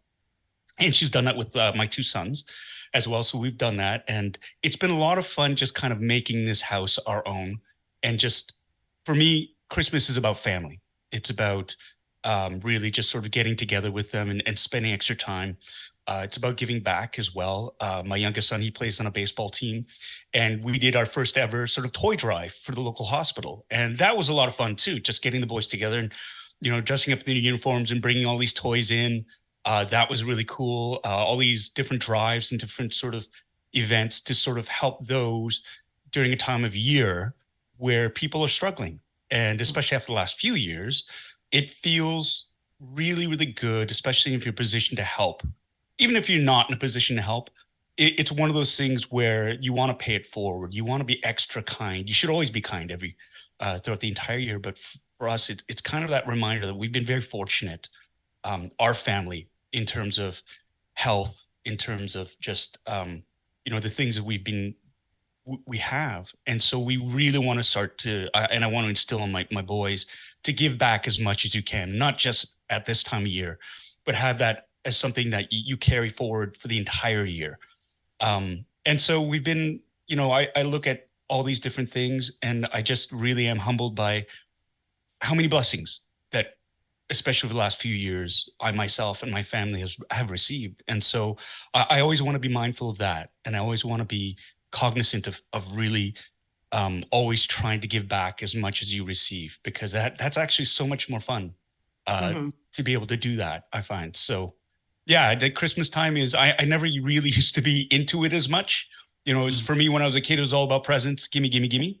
But now it's, I find as I've gotten older, it really has sort of made me feel very much more thankful for the things that I've gotten, and wanting to spread that joy and kindness and love. As crazy as that sounds sometimes, it is really one of those things where, as a cynical sort of guy that I used to be, it's quite wonderful to sort of experience the flip side of that. So. Oh, that's sweet. And that's why we're all here too, World Central Kitchen, 501st, giving back to charity. So thank you all again for being here.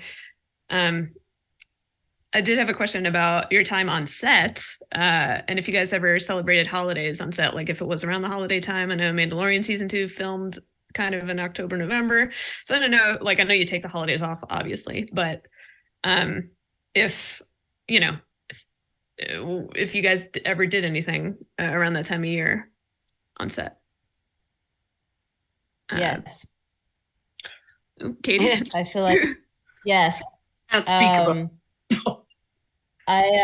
So John and Dave wear ugly Christmas sweaters pretty much every day, as do I whenever we would go in. So, and then everyone does. It's a whole thing. Or ugly holiday sweaters. What kind of ugly Christmas sweaters? So I have one that is Tyrannosaurus Rex, with Rudolph nose. I have one that is a sumo Santa. I have sometimes I steal my wife's, so she's got like a cat that's destroying a Christmas tree. I had what else do I have? I have like a surf Santa, a very LA appropriate surfing Santa one. Dave Filoni always wears the it's like a penguins. It's a penguins one. Or a Steelers one. Pittsburgh. Same. Yeah, they're the same color. Like I didn't realize this. So he was literally one day he was wearing his penguins, I guess, attire. And I was telling him, my wife's from Pittsburgh, she's a big Steelers fan and also their hockey team, whatever it's called. And he's like, The Penguins. I thought he was wearing a Steelers thing. I didn't realize everything was the same color. So yeah, Bob is like, you idiot. I'm in Pittsburgh right now, and Dave Filoni has snuck in Pittsburgh things ever since he started the Clone Wars. He just sneaks in Pittsburgh stuff. Nice.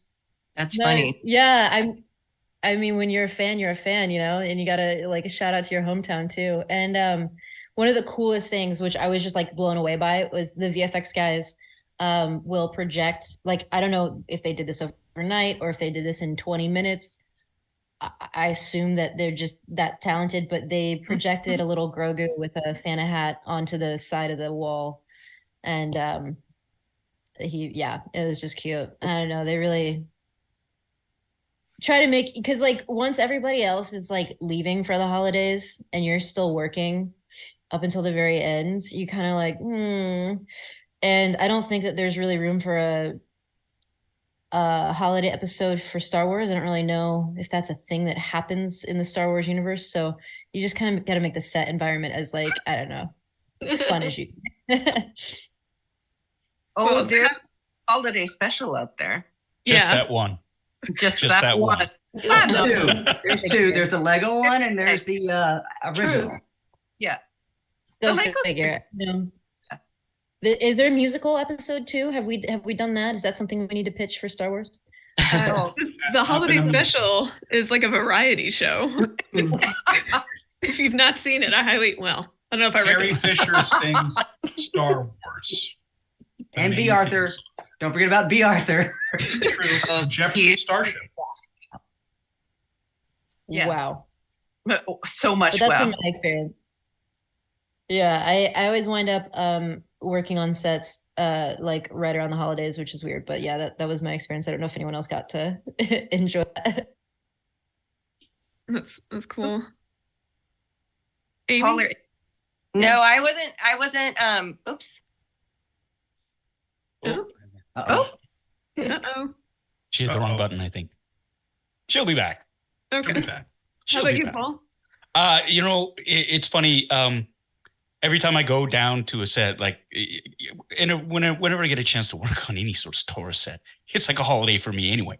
So it's amazing because the time of year is always different, but the atmosphere always stays the same. At least to me, it seems that way. Everybody works on these shows. They're all nerds too, and they all love what they're doing. And you can feel that sort of joy as they work on it. And so, people dress up and they wear the best T-shirts and they have the best swag. And Katie, what you call an ugly sweater is what Dave and John just call clothes. So no, they're amazing. They're all amazing. And you get caught up in the spirit of it. And it's very rare when you get a chance to work on a set that, at least in my experience, was that happy. And all the time that I got to spend on the sets, even though you have long days sometimes, but the overall feeling was everybody was excited to be there. I know I was. And so it's just, it feels like the holidays every time I'm there. So. That's awesome. Amy, was that your experience too? Sorry, I didn't mean to leave. All good. Mine was so long ago. It's so fun to hear their experience because mine, was 20 years ago. And when I did both Attack of the Clones and Revenge of the Sith, it was just me and a green screen. So it was a different experience. And I like hearing when you say everybody's happy to be there. That's so cool because it is such a neat thing to be a part of. But yeah, mine was different. But back in the day when I was working for ILM, the holidays were always fun there because the holiday party was awesome. But I was alone and it wasn't near the holidays when I did both of them. So, yeah. Yeah, I imagine Lucas and ILM would have good holiday parties. Oh, yeah. Yep. Yeah, back in the day when I was there. Very cool. So let's see. Have you ever given away action figures like for your character? Like, do you have family members that are just so excited? Have you given that as gifts, or do they want that as gifts? Has that happened to you guys yet, or like a trading card or something? Yeah, I mean, my nephew has a whole like a shelf in his room, and he's 20, but he still has his shelf of kind of things I've given him over the years. Both my kids, that's the best part, really, is the kid, you know, when your kids, when the shift happens and they kind of see like, oh my gosh, this is so cool that my mom's a part of this world, you know, and just, yeah, they have action figures, and it's pretty surreal. It's pretty wild. How old are your children, Amy? I have 11-year-old twins, boy-girl twins. Okay. Yeah, they just turned 11. What is their reaction when they watch you in those movies? Well, as my brother calls my daughter 11-teen, because we've sort of entered into a new era of life. So they get a kick out of it, but they make fun of me because I'm their mom. in a fun way. But they love it. They love it. I took my kids to Celebration this year. I had first I had my parents with me for a couple days, then my kids, my niece, my nephew, had a whole gang of kids with me, and they were just running around Celebration like it was the best thing ever. So that was really cool to have them, experience that. Yeah, experience their excitement and joy. And yeah. And I was sitting next to Ashley Eckstein, which was so cool. And my daughter was peering through the black curtains like the whole time, just like staring at her. And it was so funny. It was really cute. Yeah. She was so great with them too. It was really cool. Celebration's magical. It is like it is. It's like the best time to be a Star Wars fan. Yeah, I agree. When they see you in anything that you, how do your children react to that? It all depends on what my character is doing at the time. I know for Kim's Convenience, for example, they cringed a lot just because, that was something that I would do on purpose. It was like, well, what would Appa do to make my boys cringe the most? And I would play that like in a couple of scenes where Appa was eating, my character was eating. I go, oh, you know what? If my boys saw this, they would die of embarrassment. So I just leaned into that even harder. So that's fun. With the Star Wars stuff, I think they're both pretty chuffed about it, to be honest. I think it's one of those things where it's like, oh my God, that's part of Star Wars, right? And so I think they got really, they're really secretly very pleased about that. They would never admit it to me, but they are very much like, yeah, my dad's he's in The Mandalorian, which is cool. They're proud. Yeah. So it's nice to have a little bit of street cred for that. And yes. But I mean, when they were younger, they had a harder time sort of understanding what was going on. And when they were younger, too, a lot of the roles that I played, my character kept getting killed. So it was one of those things where they were like, oh my God, what's he doing to Dad? And I remember saying, I'm right here, though. We were pretending. And so like, I do remember the first time they did see one of my characters get killed off on a TV show. Oh. And they were both really upset. But it was just now they're older. My eldest is 18. My youngest just turned 13. And now they're too cool for school. And they know more than me and will always know more than me till they're about 21. But then it's one of those things where I think they think what I do for a living is pretty cool. And, it's nice to sort of get that validation from your offspring. It's like, yeah. Your old man's not such a big loser after all, eh? It's cool. Yeah, that's cool. Katie, have you given a gift of like an action figure of your character or a trading card or anything like that? Has that come up with your family?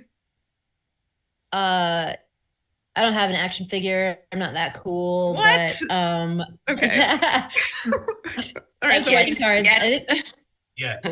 yeah, It's coming. You got Bob's got yeah. I've given a couple trading cards away. I always feel weird about it though, because I'm like, here's a picture of me if you want. It just kind of weird to give to your family, I guess, but they love it. So, but yeah, I mean that's about it. I got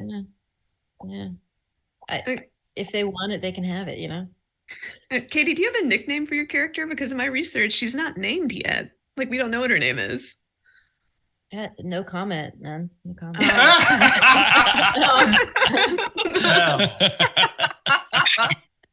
Katie, we inducted you into the Legion as an honorary member this year, and all I could think of is, are you going to walk into that room and see a bunch of weirdos and get nervous? We were all in costume when you came to that venue. It was awesome. I was so embarrassed that I wasn't in costume. But no, it was so cool and a lot of fun. We had a great time that night, and yeah, I think I still have in one of my boxes I got one of Alexander's pins or something, so I still have to hit him up and give him his pin. But yeah, no, I love it. Whenever I see people in costume, I think just like anybody else, like you just kind of feel like, oh, Halloween's my favorite holiday. I feel like we should dress up all the time personally, however we want, but I'm an actor for that reason, I guess. Yep. That's awesome. What was the event, Bob? Oh, no, we just gathered together to make her an honorary member. That's awesome. We loved her work. Awesome. Cool. And as Imperial officers that we are, of course, we needed to present ourselves as such. So we all arrived with our uniform. Yeah, that's right. We did comply. We did follow the rules. Please do not report this to the HR. Everyone's looking good. No complaints. Yeah, everyone was looking excellent. It was the best way to start off my first Star Wars Celebration week, because it was kind of like being welcomed into the family in like a really, really cool, very grand way. Was the one in Anaheim was your first? Yeah, we inducted her in I think 3-4 days before the convention started in Hollywood. And how fun. It was a small event at a local establishment, and I remember you and your wife, you stayed 3.5 hours, and everyone that was looking to talk to you, you spent time interact. We were so happy that you were able to get to meet everyone. It was nice. We had people that just got off the plane from Germany. They got off the plane, ran to their hotels, put on their uniforms, and came to that event. What? They hadn't slept any the past 24 hours. They were very sweet to let me try to practice my German. Yeah. No, it's funny. Like, I don't know. I'm from the Midwest. Like, it's just, we love meeting people and talking to people. And like, my wife loves an Irish goodbye. I have to say goodbye to everybody. It's like a really big thing when we go to parties. She's like, okay, we're going now. And she'll tell me like an hour before she wants to leave. No, my husband does that to me too. He's like, prepare yourself. We're leaving. Yeah. That's funny. I gotta say goodbye to Ed. That's funny. Okay, Randy. Yes. Oh, sorry. I was just going. You've been pretty quiet. Would you like to ask a question or something? Like, do you have I'm still sitting over here. One, I am a member of the 501st, but as we were getting ready today, they're like, well, Randy, what costume are you going to wear? And I'm like, well, we have a Jedi Master and an X-Wing pilot, and I have both. And I'm like, I'm going to wear my Twilight Jedi just for Amy. So. But my X-Wing pilot's right there, Paul. It's right behind me on the I saw it. It looks fantastic. It was also I had to get dressed really fast and couldn't get off the mannequin that fast. So I'm going to go back to that holiday special conversation. Because as we're talking earlier, I actually like the original holiday special. I think there was some works of genius in there. So there was the Lego one. Was it 2020 that came out with the Lego one? But if they ever redid the holiday special, taking into account the current television series, the sequel trilogy, who would the story be about? What character would be the feature of the 2023 holiday special? Aha, everybody's busy turning there. For everyone. There's so many. Yikes. And who would do the musical number? Musical numbers, plural. It's obviously that Kylo Ren will be shown the spirit of Christmas. That's the person. Okay. Just saying. All right, so we're gonna definitely go down the path of the Christmas Carol with Kylo Ren. Oh yeah, I would watch that. I think I might watch that too. And then we'd have to have some weird musical numbers in there. Well, it wouldn't be a holiday special if it wasn't a musical number. Yeah, exactly. Well, I think that's what the Knights of Ren really should be used for. Then, if you're going to have Kylo Ren as being, you need the Knights of Ren, who really didn't have that much to do in the movies. In the expanded universe, yes, but really, I think they're perfectly suited. I think there's a group of them. They're all wearing armor, and what's more festive than a group of armor-clad individuals singing and dancing to a holiday theme? I think that would be, yeah. I've got a mental image now of the Knights of Ren as like a backup line of singers and dancers. Yeah, and they can have you can even boy band. Exactly, and you can even call them the Lights of Ren, because they can all light up too and do the dance moves and get down with them bad selves. I think definitely we're onto something here. Right. You have like your bad boy Knight of Ren. You have your cute bad boy Knight of Ren. Like they all have the different nicknames. I got messaged this by officer in the Legion right now. Katie, you were the first woman to do an Imperial officer with a speaking role in the history of Star Wars. Yeah, and that's what I was told. Yeah. And today, for all of our generic Imperial officer uniforms, I'm wearing an ISB, and obviously Lucy here is wearing, one of the military uniforms, and Dolores is in her flight suit. We're going to start with our CRL models for generic uniforms, start showing men and women to show them in uniform going forward. Nice. And you are a trailblazer, and want to thank you for that. And well, that's just something we're starting now, and I want to let you know. That happened today. Thank you. That's cool. That's awesome. That's so awesome. You maybe next, the Imperial hats can have a little ponytail. Ponytail hole. Yeah. I love it. If you want the rest of the uniform, we can help you with that. We can help you, of course. Just next time we can all there. party. Yeah. There you go. Next time we'll come Tunic, prepared. belt, breeches, boots. We can help with that. Amazing. Sweet. That'd be cool. I mean. Oh, I do have a question. This question's for Polly. You are a noted collector of Star Wars items. Do you feel closer to Mon Mothma now that you see her getting in trouble for spending too much on Star Wars? She's perfect. It's perfect. And then she blames her husband. That's why I love it. I love it, right? She gets in, she throws the scent off by getting her husband to take the fall. Yeah, absolutely. I mean, I've never felt closer to her than before, because this is the whole, like, what have I done? Like, there's no turning back. They're onto me. Spent too much on Star Wars. But it's all for a greater good, I think. There are parallels that are definitely at play here. Yeah, no, I mean, what an incredible series too, and what incredible performances by everyone on that show. As an actor, to watch that was completely blown away by it. I was hooked from the first episode, to be honest. And I'm excited to see season 2 of Andor in like 2075. when they finally shoot all of it and put all the VFX in. That's the hardest part about being a fan. Now, I think it's just waiting for all this stuff to come out, right? I mean, like, what do you have in the pipe? Bad Batch season 2 is coming out next year. Mando season 3 next year. Ahsoka next year, and and it's just like, oh my god. High Republic, Skeleton Crew. I mean, as Star Wars fans, we're living our best lives, just because of all the content that's coming out, and there are, all the the Vision stuff as well, and the Studio Ghibli collaborations. So it's just going to be. Nice Survivor.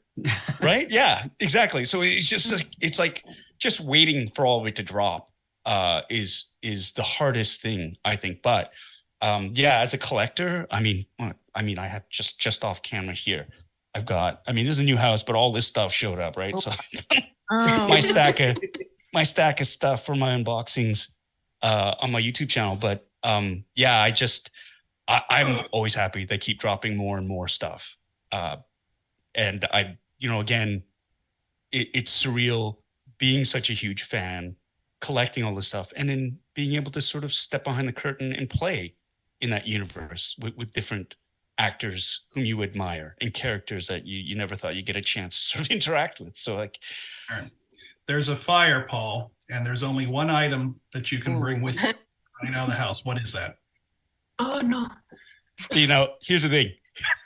A lot of my stuff is in storage, so I'm cool. It's cool because it's offsite because we just moved. So I'm going to say my children. No, Star Wars item. Of course, you're saving your children. We assume that. Oh, they're old enough; they can get out on their own. That's what we got the ladder for. In this house, oh God, what do I grab? What Star Wars item do you grab? You can only grab one. It's the only thing that's going to survive.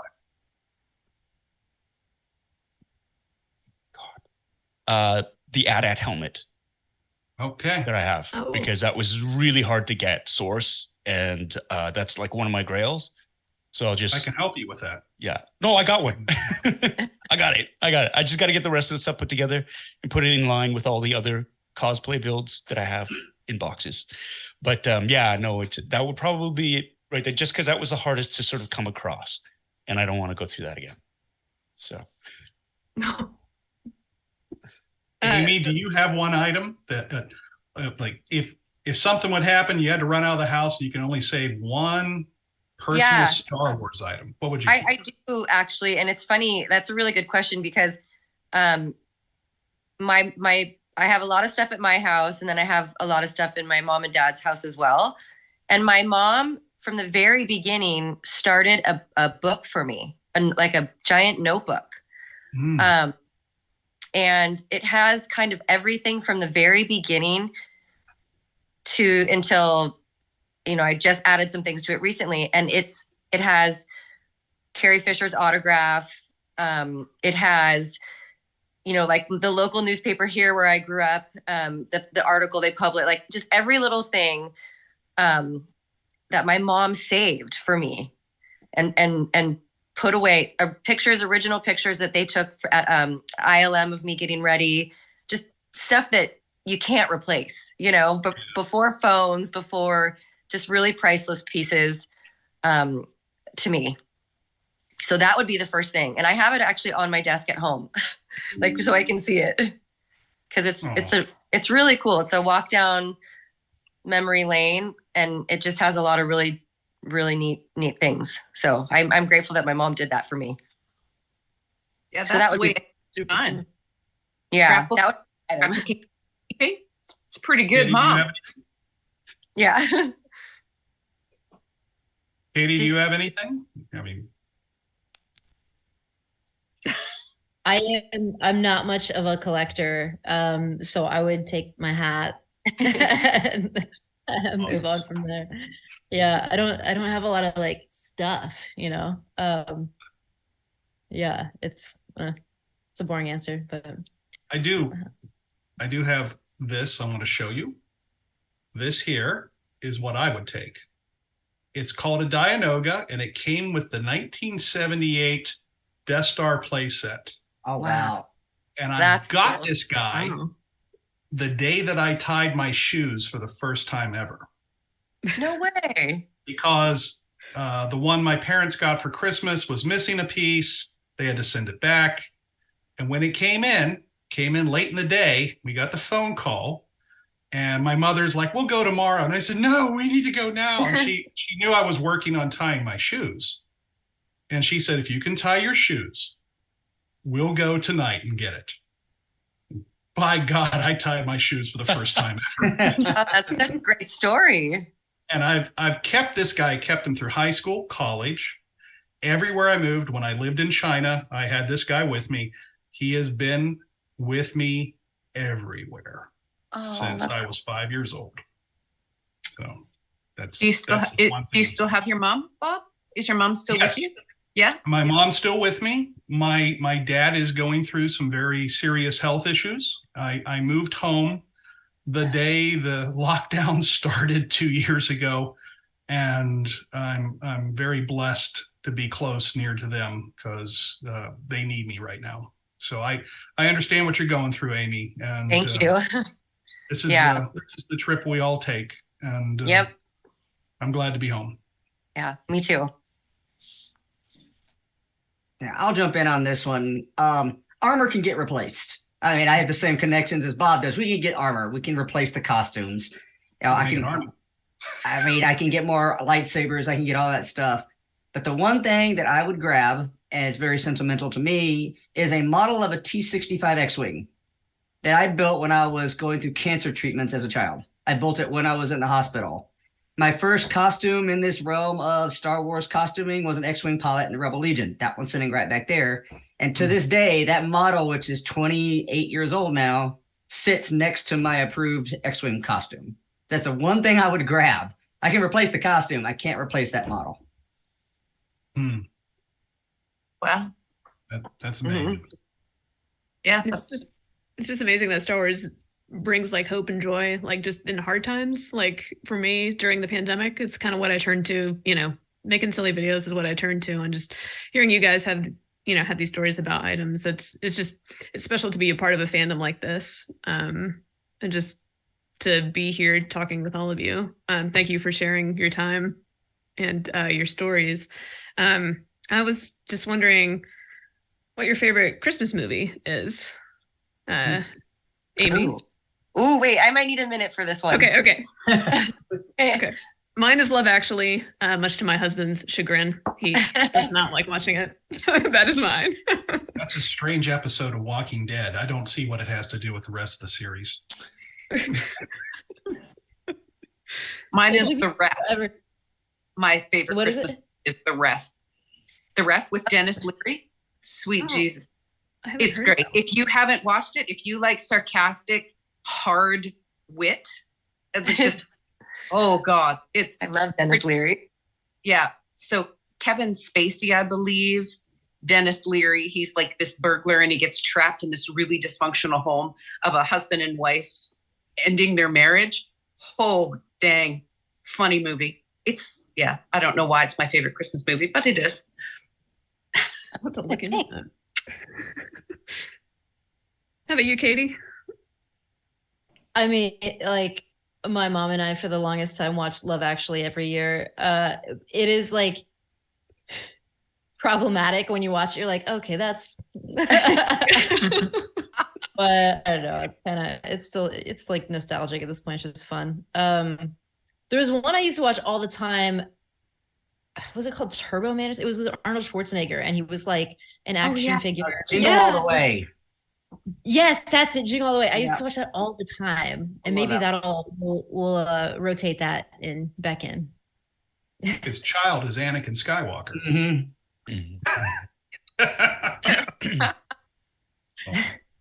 Oh yeah, is it Jake Lloyd in that? Jake Lloyd before episode 1 too. Oh yeah. Wow. Yeah, Amy, did you find one yet? I'm trying to think. I mean, Christmas Vacation is pretty. I mean, my brother's like such a Chevy Chase fan, so there's usually something like that in rotation. Maybe Christmas Vacation. So It is a classic for sure. My favorite part of that is where he's watching all the old family movies, because I'm very nostalgic and I get really weepy and I don't want my family to leave, and I'm always the one crying when they go home, and we spend like 2 weeks together at Christmas time. Just that's cool. Sewing and hanging out and watching traditional movies that we watch together. The Potters, the Lord of the Rings, the Star Wars. I usually end up watching Pawn Star Marathon with my dad. It's horrible. It is horrible. We get teased, but yeah. It's that part where he's watching all the home movies and he's crying, and I'm like, oh, it's so mean. Yeah, he gets stuck in the attic and we all leave him there, and he's got the old shawl and that turban piece that he's watching the movies to stay warm. It's an endearing part of the movie. So as a Christmas, we did some stuff as kids as a Christmas together, my brother, sister, and I. And I want to ask you if any of you guys have done this. Did you ever wake up in the middle of the night and unwrap your presents and play with them and then wrap them back up and then go to bed and pretend you were surprised in the morning? Did anybody do? Wow. Recall. Not that I. No. No. I would know. Katie, don't look We would. so shocked, Katie. We could never We could never rewrap a present good enough to fool anybody. First of all, the manual dexterity of a child. Second of all, my favorite Christmas movie is Die Hard. I'm just going to say that. Die Hard. Yeah. It's not Christmas until Hans Gruber falls off the Nakatomi Plaza. Then it's Christmas. That or Gremlins. Gremlins. They're set during, I know, they're set during Christmas, but they're still Christmas movies for me. But yeah, I could never, my sister and I would never be able to pull off that feat of unwrapping, playing with, putting them back in, and then wrapping them back up again. Asian parents, are you kidding? They notice everything. You can't fool around. You cannot fool around. They are like, so, no, we would never, it was that whole, and I think my sister-in-law, my wife would say this, my sister-in-law would be so anxious about, Christmas morning, she couldn't get to sleep, and then she'd make herself sick because she was so excited to go and get the presents and stuff like that, right? So for me, it was like, I'm going to bed, I'm out. I don't want to be distracted. I just want to sleep as quickly as I can so I can get up as early as I can to go, right? So but no, good for you though, being able to ninja that and go and play with your stuff. Horrified. The look on Katie's face was like, why would you do that? I mean, I'm like thoroughly impressed because it's the rewrapping for me, really. And I'm also just like when I'm tired. So I was out. I don't know how Santa was able to sneak into our place every night or every Christmas, because I never once heard anybody or anything. I just wake up and there'd be presents there one day, and it was wild. And I feel like I would have, like, for instance, one Christmas I got a guinea pig.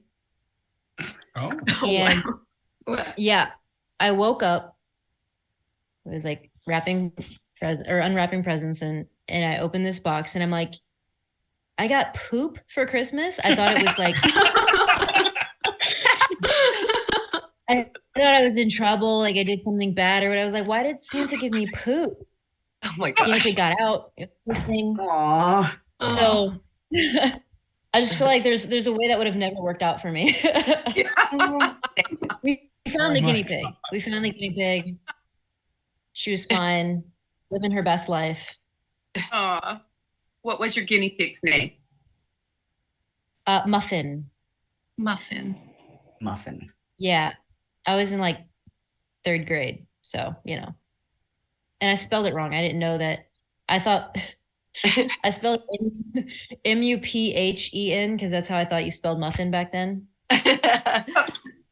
That's awesome. Very sophisticated spelling, actually. Right? Yeah. Yeah. So I still love the movie Scrooge. I mean, the idea of Bobcat Goldthwait as Bob Cratchit is just perfect. Oh, yeah, that's a good one too. I will argue though that a Muppet Christmas special is probably the best iteration of the Classic. Scrooge story. Yeah. I think so, and I will fight people on that, but it is, in my estimation, the best retelling of the Scrooge story with Sir Michael Caine and Kermit the Frog. I mean, that's some incredible storytelling, actually, and I'm being quite serious about this. Yes, I agree. Christmas Carol. So, do you guys quote movies? Because that's a movie that we quote all the time at Christmas time. As families, we would respond in movie quotes, and we quote Muppet Christmas Carol quite often, right? You know, when Miss Piggy's like roasting chestnuts and she's eating them, and we would hover around the stove and like, yeah. I don't know. Do you guys, no, nobody does that. Just us.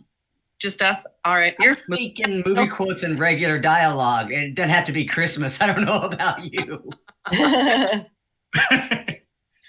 Yeah, there's some good quotes in that movie. It's like, as an actor, it's embarrassing, but I actually am really bad at quoting things. I'm bad with idioms and quotes. It just doesn't work for me. Funny. Do you have an example, Katie, of one you got wrong? Or one that is harder? Like an idiom? Well, yeah. So like one time I was talking to someone and they're like, yeah, man, I really shot myself in the foot with that. And I was like, you did what? Like, I just hadn't heard it. And then I couldn't think of, I was trying to reference it later. And I said, yeah, I really threw myself off the roof with that. And people were like, what are you talking about? I'm like, I don't know. What are you talking about? Like, you know what's interesting about last year when my kids were in 4th grade, they actually sent home a pretty extensive idiom list. So the kids could learn what they are. So they would ask, it was really, actually, I thought it was pretty cool because it was a long list. And when you start reading them and you're explaining them to your kids, and it's just, it was, because for me, or for all of us, it's probably second nature because we kind of, maybe we've heard them our whole life or we kind of know them. And yeah, they sent a list. I thought that was pretty cool. And so they every day would come home and write one down and then we'd talk about it and explain it to them. It was interesting, I thought. A fun thing to do with idioms like that, if you ever get bored, go Google the history of some of the idioms we say. Some of them trace back to some funny things. Some of them trace back to something odd. Some of them aren't that good, historically. Right. Right. Sure. I talk in idioms all the time. And as Lucy could tell you, we have members from around the world, and it's not everyone, especially if you don't speak English as a first language, are down with that. Lucy's right. You're in Valencia, Spain right now, right? Yeah, correct. Yeah. Wow. I talked to someone in Jeddah, Saudi Arabia today. Wow. Several places in Europe, Australia, and that's day in, day out. And if you use idioms, yeah, I need a list because sometimes I don't understand. It's like, wait, what are you talking about, Bob? You need to repeat that. Am I hearing correctly? Did I understood? And it works that way, other way too. As we're getting ready for Celebration London, been working a lot with UK people. They say some idioms. It's like, what did you just say? I've had to Google a few things. It's like, what did they just say? So we only have a couple minutes here. I don't know if Lucy, if you had a question you wanted to ask before we wrap things up. Well, usually, because I'm from Mexico, we have the tradition of doing piñatas around this time of year. And usually they're filled not with candy, but with fruits and other kinds of food. Funny enough, because then you cook them. My cousin discovered that, and he was totally pissed off about it. He was like, why did you fill the piñata with this kind of stuff? Have you ever seen a situation when you open a gift or you see someone opening a gift on Christmas night and is completely outraged or doesn't understand what just happened at that moment? Has anyone ever been upset by a gift? Yeah, go ahead, Paul. Oh, sorry, that was Paul. Sorry, I put you on the spot. I'm trying to think of people. I mean, when I was a kid, I used to get remember wanting like a specific like action figure or a toy or something like that, and you're like, oh my God, it's in the right shape, it's in the right size, and you open it up and it's like not what you would have expected, and just trying to like keep your act together because you don't want to seem impolite.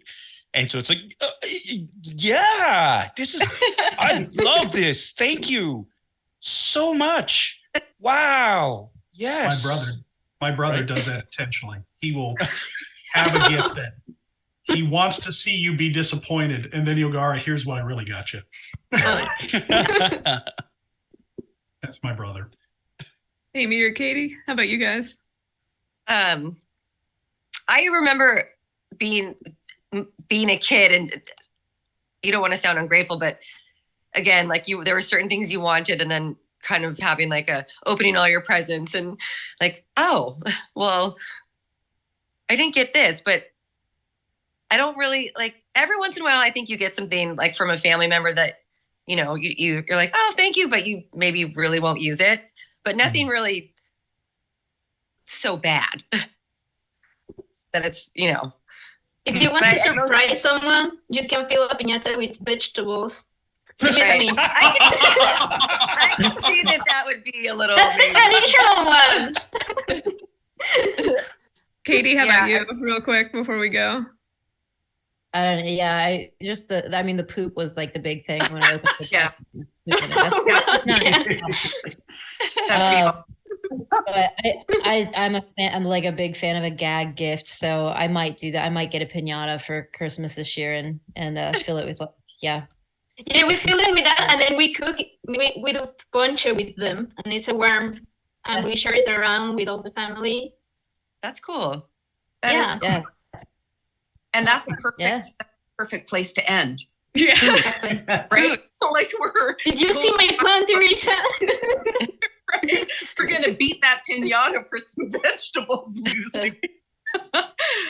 Again, guys, we are here raising funds for the World Central Kitchen, and we sure could use your help. Please, if you're able at all, please click the links. You're going to see, I think, little baby Grogu taking sips out of his little soup bowl every time you donate. So it's pretty cute. You might want to try it. Anyway, please click the links. Thank you, everybody here that's with us today. This was really fun and enlightening, warm and wonderful. And thank you all for watching. I don't even know what we called this. A gaggle of officers and their friends. Like, I don't even know. This is awesome. Thank you, guys. Yeah. Thank you. Merry Christmas. Thank you. Merry Christmas, guys. Thank you. Merry Christmas. Holidays to everybody. Happy New Year. Be safe. Thanks for having me.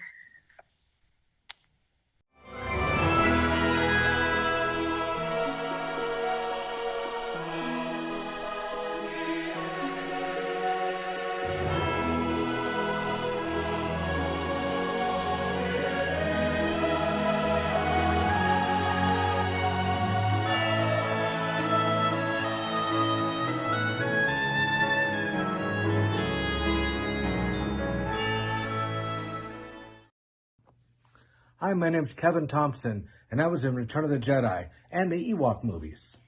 And my name is Tracy Thompson. I'm married to this guy. I wrote the book, My Journey to Endor. It's about his time filming Return of the Jedi.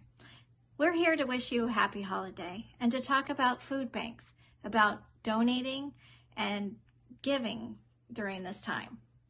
Food banks are very important, and we'd love to see you donate either food, money, or time. It is all appreciated. Because what do we think about during the holidays? We think about gathering around the table, celebrating everybody's love for each other. So every donation, no matter how small, is much appreciated. Thank you. Thank you. And what do they eat what do the Star Wars people eat? Ooh, stormtroopers. They taste like chicken. Uh-oh. Watch out, stormtroopers. I thought it was porgs. Ooh, porgs are good too. Barbecued. Uh-oh. As long as they're not Ewoks. Have a good day. Thank you.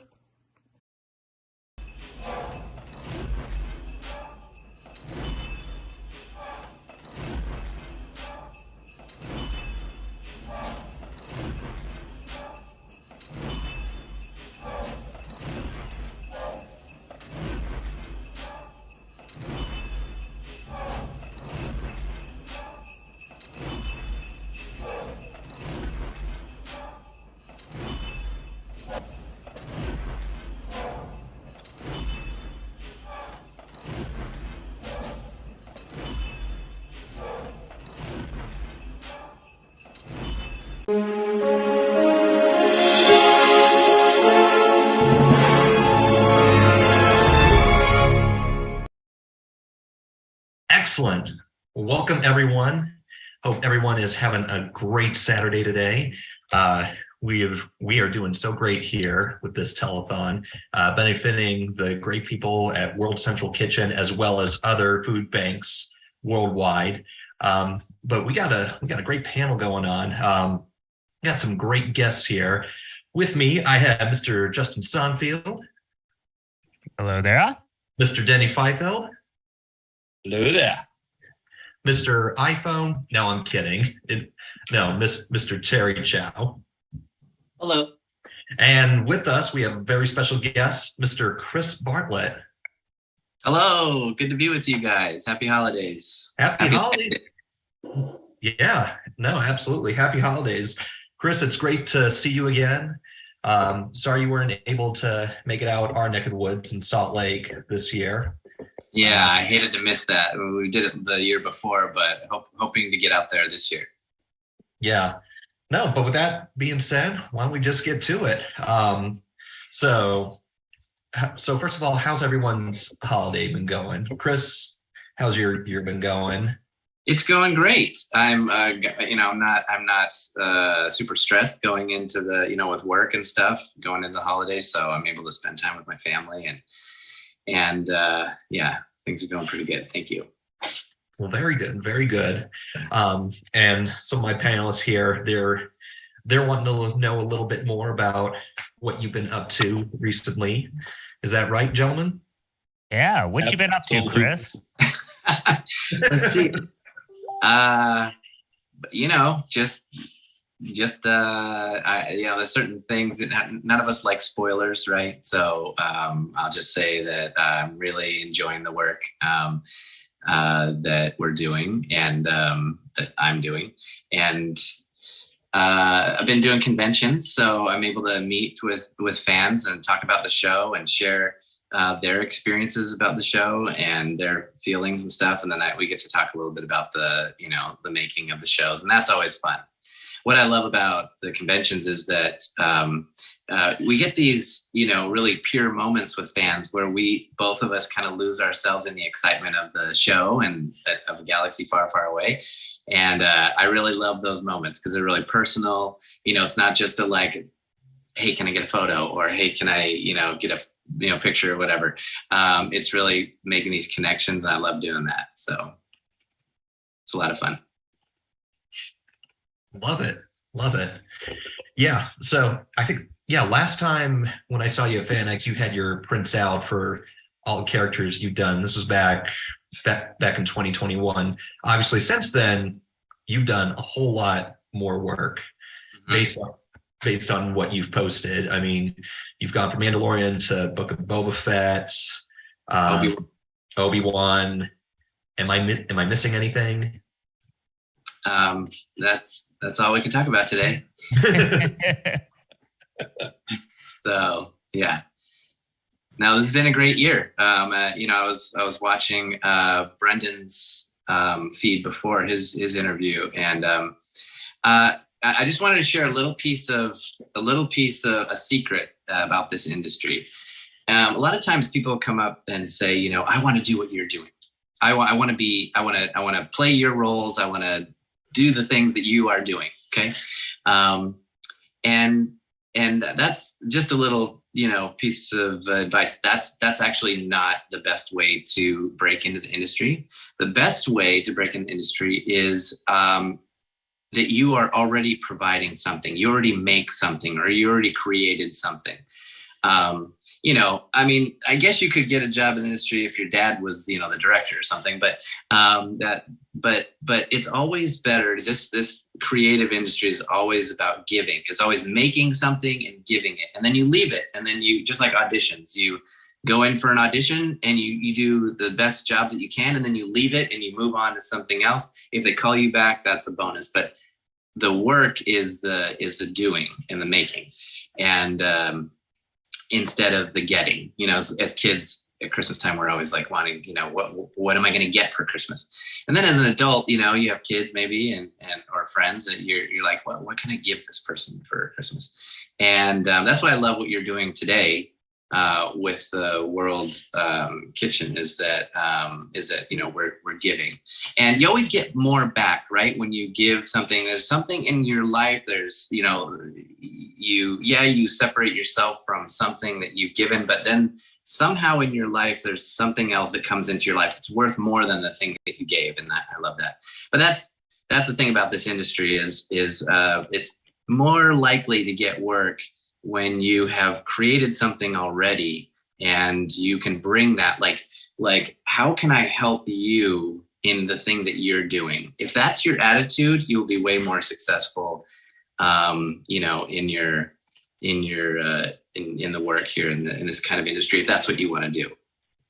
And Chris, that's really your origin story with this group to begin with, right? I mean, you're TK409. I am TK409. Yeah, yes, but like the 501st gave to me. They gave me an opportunity to like explore this performing bug that I had in me my whole life, and be able to create characters that and not just costumes, but create characters that were really compelling to people. And so I really appreciate that about the 501st. No, absolutely. Well, on the subject of making, Terry, I noticed you've got a protocol droid in the works back there.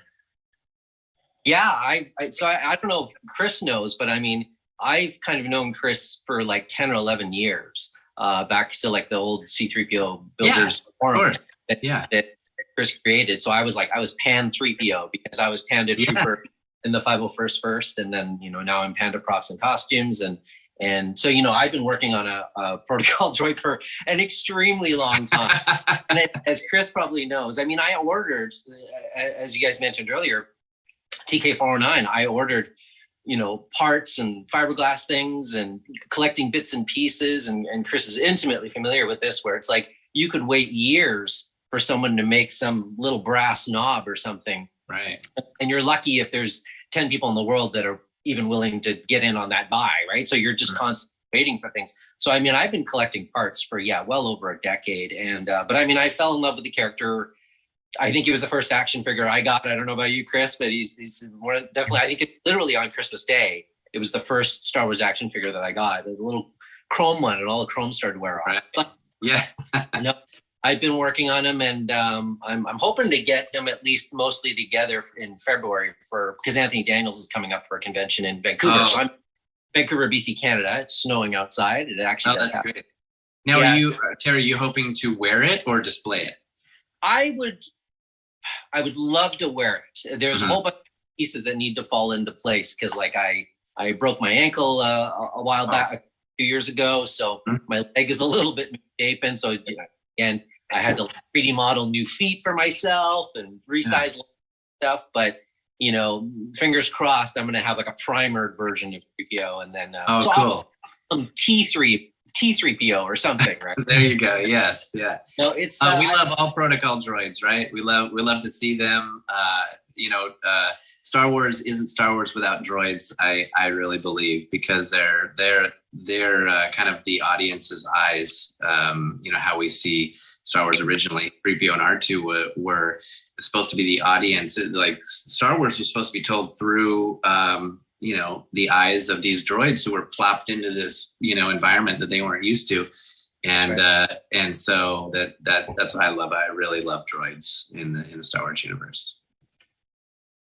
So that's awesome that you're building your own still. Yeah. Great, man. Well, cool. Yeah, I can only imagine just the claustrophobia one must feel when you're putting all that on, because. Sorry, I was just going to say, that the very first time you put it on, I think that is what you're focusing on is what's right in front of your face. You're looking like inside the helmet, and you're like, wow, I'm all closed in. But something I learned was, there are small little eyes that you look through, the little holes. And if you focus on what's outside, like the smiles that you see on people's eyes, it really is infectious. It really changes your experience. And you're looking for these these really cool moments. And what you're seeing when I'm on set, I'm really like looking for, cool things that I can see, cockpits or weapons or, stormtroopers or Mandalorians, so I get to see a lot of cool stuff out of those eyes. But if you focus on what's outside of the helmet, you do a lot better. When you focus on what's inside, you get all hung up, and that can give you a bit of, but I've had some years of experience that Justin has too, wearing the costume. It is an interesting experience for sure, but he's absolutely right. And something Chris taught me at a convention once was, about how much of you has to go into that suit. And the suit does have some limitations to it, and that does shape some movements, but that suit doesn't do anything to bring the character to life. And it's really about your performance. And, I've been an admirer of Chris's performance of this character for so long. And it's been an honor to meet you and really get to know you and your love for the character. And for us as a group, it's just really something that warms my heart. So thank you. Thank you so much. I really appreciate that. And I've admired the work that you've done too. And I think, I think the future will be really fun for all of us as fans who love these characters. Absolutely. I'm going to bring it to a different moment. So tell us real quickly about some of the holiday traditions you had growing up. The Christmas for me from 1977 on was always Star Wars and Christmas were always interconnected. There was either figures or Lego or ships or, all kinds of, merchandise, clothes. And so there was always the galaxy was always in my Christmas. So, but in terms of traditions and stuff, my parents always, they were like, okay, kids, what do you want to have for your Christmas tradition? We want to start a tradition. What are we going to do? What are kids going to do? It's like, what do you want for dinner? I want Skittles, ice cream, and donuts, and so we just made pretty simple traditions like pizza on Christmas Eve and, and stuff like that. But that I think just being, turn off the lights and you only see the, the Christmas lights on and stuff and sitting by the fire. That is like my favorite thing to do. The other night I was decorating my office here. And I turned off the lights and at night, this is all lit up and there's lights everywhere and it's all a Star Wars room. And I was watching It's a Wonderful Life while I was doing it. And then I fell asleep after I sat down, I was all done, fell asleep, woke up to It's a Wonderful Life and Star Wars all lit up. And so it was the best way to wake up. Anyway, I'm pretty simple. I like lights and Star Wars at Christmas time. Tell us more about that office. It's gorgeous back there. And I see an interesting color protocol droid that reminds me of someone. Oh, yeah? Well, let me see. If I flip this around, is this going to make... Am I still right? Yeah, you're there. There you go, right side up. Okay, good. Well, this is my TK409 helmet. I still have it on display here. And this is the suit that I wore on Kenobi, Obi-Wan Kenobi. So I still have that one. There's some other ones here. This is the teacher droid that the actual costume parts that I wore on season 2 of Mandalorian. And here's Yo from Obi-Wan Kenobi, the actual head that was worn, and that with his beautiful blue eyes. This is the traffic droid from Book of Boba Fett. There's a whole story about how he got his look and why he looks that way too. And then this is a production head of the server droid from Book of Boba Fett that blew up the cantina.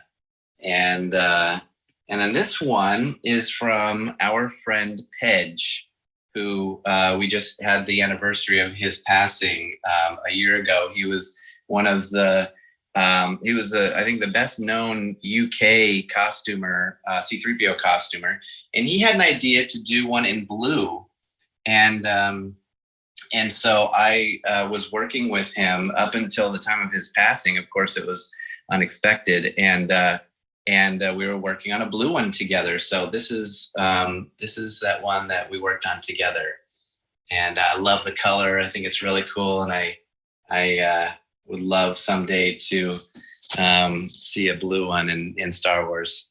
I thought that might be what that was. I remembered watching his feed when he was working on that, and it was just so pretty, and it just really stood out. I didn't know that you guys were working on it together. That's amazing. Yes, yeah, and it looks like a Christmas ornament. It's so so beautiful. But anyway, we miss Pedge. He was everyone loved his performance as a fan in the UK for Star Wars. He was always so helpful, and I've gotten close to his family. They're very, very sweet, and it was really, really difficult to see. And obviously for him and his family too, but as a friend, to be able to see someone who was so active and then his health declined so quickly that to see him not be able to wear the costume anymore was really, really heart-wrenching. And I hope that somehow his legacy will live on. That somehow his work will continue. Amazing.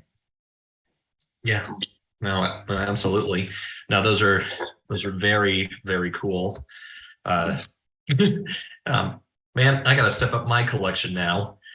What do you have in your collection? Oh, some Legos, some action figures. Well, hey, we gotta start somewhere. Yeah. Yeah.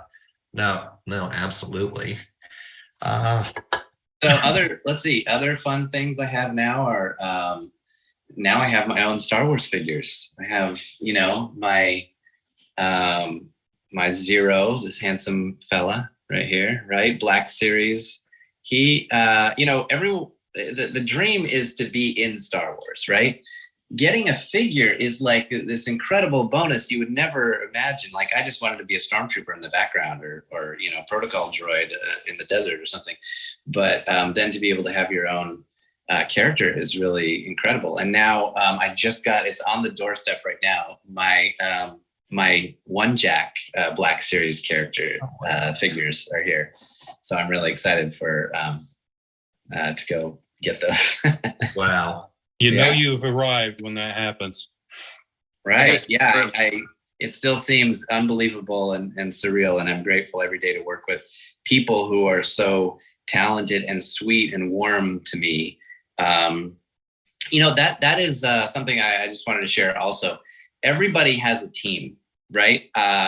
Nobody gets anywhere in life completely alone with no help, and so I just want to, mine started with my parents. My parents would help me build my own costumes when I was 7, and that inspired me to build other costumes. And then I had the 501st and friends on forums or in my garrison or whatever that could help me, build my own costumes. And then I would branch out on my own and do my own thing and learn from different people. And then now when I'm on the shows, I have my own team of people that I work with that either help me with my performance or help me create parts or help me create a scene.